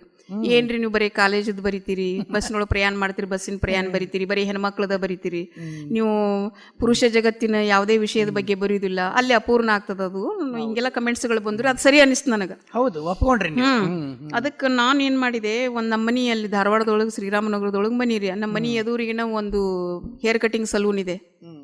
ಅದನ್ನು ಚಾಲೆಂಜ್ ಆಗಿ ತಗೊಂಡು ಒಂದಿನ ರವಿವಾರ ದಿನ ಹೊರಗಡೆ ಕುರ್ಚಿ ಹಾಕೊಂಡು ಕೂತು ಅಲ್ಲಿ ಏನೇನು ನಡೀತದೆ ಹೇರ್ ಕಟಿಂಗ್ ಸಲೂನ್ನೊಳಗೆಲ್ಲ, ಅವರು ತಲೆ ಕಟ್ ಮಾಡಲಿಕ್ಕೆ, ಮೀಸಿ ಗಡ್ಡ ತೆಗಿಲಿಕ್ಕೆ, ಇದಕ್ಕೆ ತೆಗಿಲಿಕ್ಕೆ ಏನೇನು ಹೇಳ್ತಾರೆ, ಇವ್ರು ಏನೇನು ಹೇಳ್ತಾರೆ, ಮಕ್ಳು ಹೆಂಗೆ ಹೇಳ್ತಾರೆ, ಅದನ್ನೆಲ್ಲ ಬರೋದು. ಯಾವ ವ್ಯಕ್ತಿ ನನಗೆ ಕಮೆಂಟ್ ಮಾಡಿದ್ರಲ್ರಿ ಅವ್ರಿಗೆ ಕಳಿಸ್ಕೊಟ್ಟೆ. ಹಬ್ಬ ಅಂದ್ರು. ಈಗ ಪುರುಷ ಜಗತ್ತಿನ ನಮ್ಗಿಂತ ಚಲೋ ನೋಡಿರಲ್ರಿ ನೀವು ಅಂತ ಹೇಳ ಎಲ್ಲ ಗೊತ್ತಿತ್ತು. ಅದೇನೋ ಬರವಣಿಗೆ ಒಳಗೆ ಅವ್ರು ಹಂಗೆ ತಿಳ್ಕೊಂಡಾರ. ಅಂದ್ರೆ ಪುರುಷ ಜಗತ್ತಿನ ಅನುಭವಗಳು ನಮಗೆ ಕಡಿಮೆ ಅಲ್ರಿ, ಆದ್ರೂ ಮಾಡ್ಕೊಳ್ಬೇಕಾದದ್ದು. ಅಂದ್ರೆ ನಮ್ಮ ಬರಹಗಳು ಪೂರ್ಣ ಅನಿಸ್ಕೊಳ್ತಾವಲ್ಲ. ಅಂದ್ರೆ ಪ್ರಚಾರಕ್ಕೆ ಬರಿಬಾರ್ದು, ಅವಸರದ ಬರಹಗಾರ ಆಗ್ಬಾರ್ದ್ರಿ. ಓದಿ ಬೆಂದ್ರೆ ಬೇಂದ್ರೆ ಅಂದ್ರಲ್ರಿ, ಆ ಟೈಪ್ ಅಧ್ಯಯನಶೀಲರಾಗುದು. ಆಮೇಲೆ ನಾವು ತಪ್ಪುಗಳು ನಮಗೆ ಅರ್ಥ ಆಗ್ಬೇಕು. ಈಗ ನೀವ್ ಅಂದಿರಲ್ಲ, ನಾನು ಹೌದು ಅವ್ರು ಹೇಳುದು ಸರಿ ಅದ, ನೀವ್ ಮತ್ತೀಗ ತಿಳ್ಕೊಂಡ್ ಬರೆದ್ಬಿಟ್ರಲ್ಲ. ಆಮೇಲೆ ನಾನು ಏನ್ ಮಾಡ್ಲಿಕ್ಕತ್ತೇರಿ, ಯಾವಾಗ್ಲೂ ಪುರುಷರ ಜಗತ್ತಿನ ವ್ಯವಹಾರಗಳನ್ನೆಲ್ಲ ನಾನು ಬಹಳ ಇದರಲ್ಲಿ ಸೂಕ್ಷ್ಮವಾಗಿ ನಿರೀಕ್ಷಣೆ ಮಾಡೋದು, ಅಬ್ಸರ್ವ್ ಮಾಡ್ಲಿಕ್ಕೆ, ಅವಲೋಕನ ಮಾಡ್ಲಿಕ್ಕೆಲ್ಲ ಪ್ರಾರಂಭ ಮಾಡಿದೆ. ಅದರಿಂದ ನಾ ಕಲಿತದ್ದನ್ನು ಅದ್ರೊಳಗೆ ವ್ಯಕ್ತಪಡಿಸ್ಲಿಕ್ಕೆ ಶುರು ಮಾಡಿದೆ. ಹೀಗೆ ನಾವು ಒಂದು ಇದರಲ್ಲಿ ಸಾಹಿತ್ಯ ಪ್ರಕಾರದಲ್ಲಿ ಪರಿಪೂರ್ಣತೆ ಸಾಧಿಸಬೇಕಾದ್ರೆ ಲೋಕಾನುಭವ ಬೇಕು, ಭಾಳ ಮುಖ್ಯವಾದದ್ರಿ. ಆಮೇಲೆ ಇದು ಅಧ್ಯಯನ ಭಾಳ ಮುಖ್ಯವಾಗಿರುವಂಥದ್ದು. ನನಗಿಂತ ಹಿಂದೆ ಯಾರು ಲಲಿತ ಪ್ರಬಂಧಗಳನ್ನು ಬರೆದಾರ, ಅವ್ರು ಹೇಗೆ ಬರೆದಾರೆ ಅದನ್ನು ನೋಡಿಕೊಂಡು ನಾನೇನೇನು ಮಾಡಬೇಕಾಗಿದೆ, ನಾನು ಹಿಂಗೆ ಬರಿಬಹುದೇನು, ಯಾವ ರೀತಿಯಾಗಿ ನನ್ನದೇ ಆದಂಥ ಒಂದು ಸ್ಟೈಲು, ನನ್ನದೇ ಆದಂಥ ಒಂದು ಶೈಲಿ ಇರಬೇಕು. ಆ ಹಿನ್ನೆಲೆಯೊಳಗೆ ನನ್ನದೇ ಆದಂಥ ಒಂದು ಶೈಲಿಯೊಳಗೆ ಅನೇಕ ಹಾಸ್ಯ ಬರಹಗಾರರ ಅನೇಕ ಕೃತಿಗಳನ್ನೆಲ್ಲ ನಾನು ಓದಿದ ಮೇಲೆ ನಾನು ನನ್ನ ಲಲಿತ ಪ್ರಬಂಧಗಳನ್ನು, ಹಾಸ್ಯ ವ್ಯಂಗ್ಯ ವಿಡಂಬನ ಲೇಖನಗಳನ್ನು ಬರೀಲಿಕ್ಕೆ ಪ್ರಾರಂಭ ಮಾಡಿದ್ದಾರೆ. ಅದು ಒಂದು ಸ್ಫೂರ್ತಿನೇ ನನಗೆ. ಈಗಲೂ ಕೂಡ ಅದು ನನ್ನ ಭಾಳ ಮೆಚ್ಚುಗೆಯ ಒಂದು ಸಾಹಿತ್ಯ ಪ್ರಕಾರ. ನನ್ನ ಪ್ರಕಾರ ನೀವು ಯುವ ಬರಹಗಾರರಿಗೆ ಅದ್ಭುತವಾದಂತಹ ಸಂದೇಶ ಕೊಟ್ಟಿರಿ ಮೇಡಮ್ ಅವ್ರ. ಇವತ್ತು ನಮ್ಮೂರ ಬಾನುಲಿ ಕೇಂದ್ರಕ್ಕೆ ಬಂದಿರಿ, ನಿಮಗೆ ಏನ್ ಅನಿಸ್ಲಿಕ್ಕತ್ತದ? ಬಾಳ ಸಂತೋಷ ಅನಿಸ್ತದ ರೀ. ನೀವು ಅದನ್ನ ಪ್ರಶ್ನೆಗಳನ್ನು ಕೇಳುವಂತ ರೀತಿ, ಸಂದರ್ಶನ ನಡೆಸುವಂತಹದ್ದು ಬಹಳ ಕಾಂಪೋಸ್ಡ್ ಅಂತೇವಲ್ಲ, ಕೂಲ್ ಆಗಿ ನೀವು ನಮ್ಮಿಂದ ನಮ್ಮ ಅನುಭವಗಳನ್ನ ಹಂಚಿಕೊಳ್ಳಿಕ್ಕೆ ಅವಕಾಶ ಮಾಡಿಕೊಡುವಂತಹದ್ದು, ಮನದಾಳದ ಮಾತುಗಳು, ಮತ್ತೆ ಎಲ್ಲ ಕೇಳುಗರಿಗೆ ಇದರಿಂದ ಬಹಳಷ್ಟು ಪ್ರಯೋಜನ ಆಗ್ತದೆ. ಮತ್ತು ಇನ್ನೊಂದು ಈ ಬಾನುಲಿದ ಒಂದು ಪ್ಲಸ್ ಪಾಯಿಂಟ್ ಏನು ಅಂದ್ರೆ, ಹೇಳ್ರಿ. ಅವ್ರು ಏನೋ ತಮ್ಮ ಕೆಲಸ, ದೈನಂದಿನ ಕೆಲಸಗಳನ್ನ ಮಾಡ್ಕೋತ ಇದನ್ನ ಕೇಳ್ಬಹುದು. ಟಿವಿ ಮಾಧ್ಯಮ ಹಾಗಲ್ಲ, ಅದ್ರ ಮುಂದೆ ಕೂತ್ರೆ ನಡೀತದೆ. ಹಾ, ಅದಕ್ಕೆ ಅದು ಒಂದು ಲಾಭ ಇದರಿಂದ ರೀ. ಭಾಳ ಒಳ್ಳೆ ಕೆಲಸವನ್ನು ನೀವೆಲ್ಲ ಮಾಡ್ತಾ ಇದ್ದೀರಿ. ಮತ್ತು ಒಳ್ಳೊಳ್ಳೆಯ ಪ್ರತಿಭೆಗಳನ್ನು ಬೇರೆ ಬೇರೆ ಕ್ಷೇತ್ರಗಳಲ್ಲಿ ವಿಶೇಷ ಸಾಧನೆಯನ್ನು ಮಾಡಿದಂಥ ಮಹಿಳೆಯರನ್ನು ನೀವು ಹೇಳಿದ್ರಲ್ಲ, ಅವ್ರನ್ನ ಪರಿಚಯಿಸುವಂಥ, ಅವರ ಸಾಧನೆ ವಿವರಗಳನ್ನು ನೀಡುವ ಹಾಗೆ ನೀವೆಲ್ಲ ಒಂದು ವ್ಯವಸ್ಥೆಯನ್ನು ಶುರು ಮಾಡಿರುವಂಥದ್ದು ಭಾಳ ಅಭಿನಂದನೀಯವಾಗಿರುವಂಥದ್ದು, ಸಂತೋಷವನ್ನು ನೀಡುವಂಥದ್ದು. ಇದ್ರ ಮುಖ್ಯಸ್ಥರು ಚೌಗಲಾ ಸರ್ ಇದ್ದಾರೆ, ಚೌಗಲಾ ಸರ್ ಅವ್ರಿ, ಚೇತನ್ ಇದ್ದಾರೆ, ಚೇತನ್ ಅವರು, ಹ್ಞೂನ್ರಿ, ನೀವು ಇದ್ದೀರಿ, ಹ್ಞೂನ್ರಿ, ವೈಜಯಂತಿ ಮೇಡಮ್ ಅವರು ಅನ್ಸಿದ್ವಿ ನಿಮಗ್ರಿ? ಎಲ್ಲ ವೈಜಯಂತಿ ಮೇಡಮ್ ಅವರು ಇದ್ದಾರ್ರಿ. ಅವರೆಲ್ಲ ದೊಡ್ಡ ಸಾಧನೆ, ಅವ್ರದ್ದು ಬಹಳ ದೊಡ್ಡ ಸಾಧನೆ ಅಲ್ಲ, ಸಾಧನೆ ಮೆಟ್ಲು ಏರ್ದವ್ರು, ಏರ್ದವ್ರಿ ಅವರು. ಅದಕ್ಕೆ ನಾವೇನ್ ಹೇಳ್ತೀವಿ ಮೇಡಮ್ ಅವರ, ಮನದ ಮಧುರ ಮಾತುಗಳ ವಿನಿಮಯ ಜಗದ ಜಗುಲಿ ನಮ್ಮೂರ ಬಾನುಲಿ ಕೇಂದ್ರದಲ್ಲಿ ಇದು ಮನಸ್ಸಿನ ರಂಗಮಂದಿರ, ರಂಗಭೂಮಿ, ಮನದ ಮಾತುಗಳ ಪಿಸು ಮಾತುಗಳ ಜಾತ್ರೆ ಹಾಗೂ ಸಂಭ್ರಮ. ಹೌದ್ರಿ, ಇದ್ರ ಅವಶ್ಯಕತೆ ಈಗ ಬಹಳ ಬೇಕಾಗಿದೆ, ಬಹಳ ಬೇಕಾಗಿದೆ ಈಗ. ಅಂತೂ ನಮ್ಮ ಅದೇನಾಗ್ತದೆ, ಬೇರೆ ಬೇರೆ ಸಾಧಕರನ್ನ ನಾವು ಮನೆಗೆ ಹೋಗಿ, ಅಂದ್ರೆ ಸಾಮಾನ್ಯರ ಮನೆಗೆ ಹೋಗಿ ಭೇಟಿಯಾಗಿ ಕೇಳುದು, ಹೇಳುದು, ಚರ್ಚೆ ಮಾಡೋದು ಆಗುದಿಲ್ಲ. ಈ ಮೂಲಕ ನೀವು ಅವರನ್ನ ಪರಿಚಯಿಸ್ತೀರಿ. ಯಾರ್ಯಾರು ಎದೆದ್ರೊಳಗೆ ಆಸಕ್ತಿ ಇದೆ ಅವ್ರ ಶಕ್ತ ಸಾಧಕರನ್ನ ಅವ್ರ ಮನೆಗೆ ಹೋಗಿ ಮಾಡ್ತೀರಿ. ಅದು ಒಂದ್ ದೊಡ್ಡ ಶ್ರಮದ ಸಾಹಸದ ಕೆಲಸ, ಸಮಾಜಕ್ಕೆ ಉಪಯುಕ್ತ ಆಗುವಂತಹದ್ದನ್ನ ಈ ಬಾನುಲಿ ಕೇಂದ್ರ ಬಹಳ ಸಂತೋಷ ಆಗಿದೆ. ಚೌಗಲೆ ಸರ್ ಅವರು, ನೀವು, ಚೇತನ್ ಅವರು ಎಲ್ಲ ಮಾಡ್ತಾ ಇರೋದು, ನೀವೆಲ್ಲ ನನ್ನ ವಿಶೇಷವಾದಂತಹ ಅಭಿನಂದನೆಗೆ ಪಾತ್ರ. ಬಹಳ ಸಂತೋಷ ಆಗಿದೆ. ಇಷ್ಟೊಂದು ದೊಡ್ಡ ಸಾಹಿತಿ, ಕವಿಗಳು, ಸಾಧಕರು, ದೊಡ್ಡ ಏನಿಲ್ರಿ, ಸಮಾಜಮುಖಿ ಇದ್ದೀರಲ್ಲ, ಇಲ್ಲಿ ನಮ್ಮ ಕೃತಿಗಳೇ ಅವಲ್ಲ. ಇನ್ನು ನಮ್ದು ಏನದ ಸಮಯ ಅಭಾವಕ್ಕೆ ಏನದ ಪೂರ್ತಿ 100% ಪರಿಚಯ ಮಾಡ್ಕೊಡ್ಲಿಕ್ಕೆ ಆಗೋದಿಲ್ಲ ಇದು. ಯಾಕಂದ್ರೆ ನೀವು ಭಾಳ ಬರ್ದಿರ್ತೀರಿ, ಭಾಳ ಮಾತಿನೊಳಗೆ ಸಂಪೂರ್ಣತೆ ಕೊಟ್ಬಿಡ್ತೀವಿ ನಾವು. ಮೇಡಮ್ ಅವರ, ಸಮಯದ ಮಾತು ನಾವು ಕೇಳಬೇಕಾಗ್ತದೆ. Miles to go before I sleep ಅಂತ ಹೇಳೋ ಹಾಗೆ ಹೇಳೋ ಮಾತುಗಳೆಲ್ಲ ಇನ್ನು ಭಾಳ ಅದ, ನಡೆಯಬೇಕಾದ ದಾರಿನೂ ಇನ್ನೂ ದೂರದ, ನಡೆದಷ್ಟು ದಾರಿ ಇದೆ, ನಡೆದಷ್ಟು ದಾರಿ ಇದೆ, ಪಡೆದಷ್ಟು ಸೌಖ್ಯವಿದೆ ಅಂತ ಹೇಳ್ತೀವಿ ನಾವು. ಅದಕ್ಕೆ ನಾವು ಏನದಲ್ಲ, ಈಗ ಅಂಕದ ಪರದೆ ಜಾರಿದ ಮೇಲೆ ನಾಟಕವಿನ್ನು ಉಳಿದಿರುವುದು ಅಂತ ಹೇಳ್ತೀವಿ. ಒಬ್ಬ ಜಾನಪದ ಗರ್ತಿ ಹೇಳ್ತಾಳ, ಮುಗ್ದಾವ ನಮ್ಮ ಜೋಳ ಉಳ್ದಾವ ನಮ್ಮ ಹಾಡ. ಹಂಗ ನಮ್ಮ ಮಾತುಗಳು ಬೇಕಾದಷ್ಟು ಉಳಿದು ಮುಂದಿನ ಕಾರ್ಯಕ್ರಮದೊಳಗ ಮತ್ತೆ ಮನಬಿಚ್ಚಿ ಮಾತನಾಡೋಣ, ಭೇಟಿಯಾಗೋಣ. ಅಲ್ಲಿವರೆಗೆ ವಿದಾಯ ಹೇಳ್ತೀನಿ. ನಮಸ್ಕಾರ. ನಮಸ್ಕಾರ ಸರ್, ತಮಗೂ ನಮಸ್ಕಾರ. ಚೇತನ್ ಅವರಿಗೆ ನಮಸ್ಕಾರ, ಚೌಗಲಾ ಸರ್ಗೆ ನಮಸ್ಕಾರ. ವೆಲ್, ಇದುವರೆಗೂ ನಮ್ಮ ಜೊತೆಗೆ, ನಮ್ಮೂರ ಬಾನುಲಿ ಜೊತೆಗೆ ತಮ್ಮ ಅಮೂಲ್ಯವಾದ ಸಮಯವನ್ನ ಕಳೆದಿದ್ದಕ್ಕೆ ಡಾಕ್ಟರ್ ಗುರುದೇವಿ ಹುಲೆಪ್ಪನವರ ಮಠ ಅವರಿಗೆ ತುಂಬು ಹೃದಯದ ಧನ್ಯವಾದಗಳು. ಇದೇ ರೀತಿಯ ವಿಶೇಷ ಕಾರ್ಯಕ್ರಮಗಳಿಗಾಗಿ ಕೇಳ್ತಾ ಇರಿ ನಮ್ಮೂರ ಬಾನುಲಿ 90.8 ಕಮ್ಯುನಿಟಿ ರೇಡಿಯೋ ಸ್ಟೇಷನ್. ಚಿಂತೆ ಬಿಡಿ, ಚಿಲ್ ಮಾಡಿ.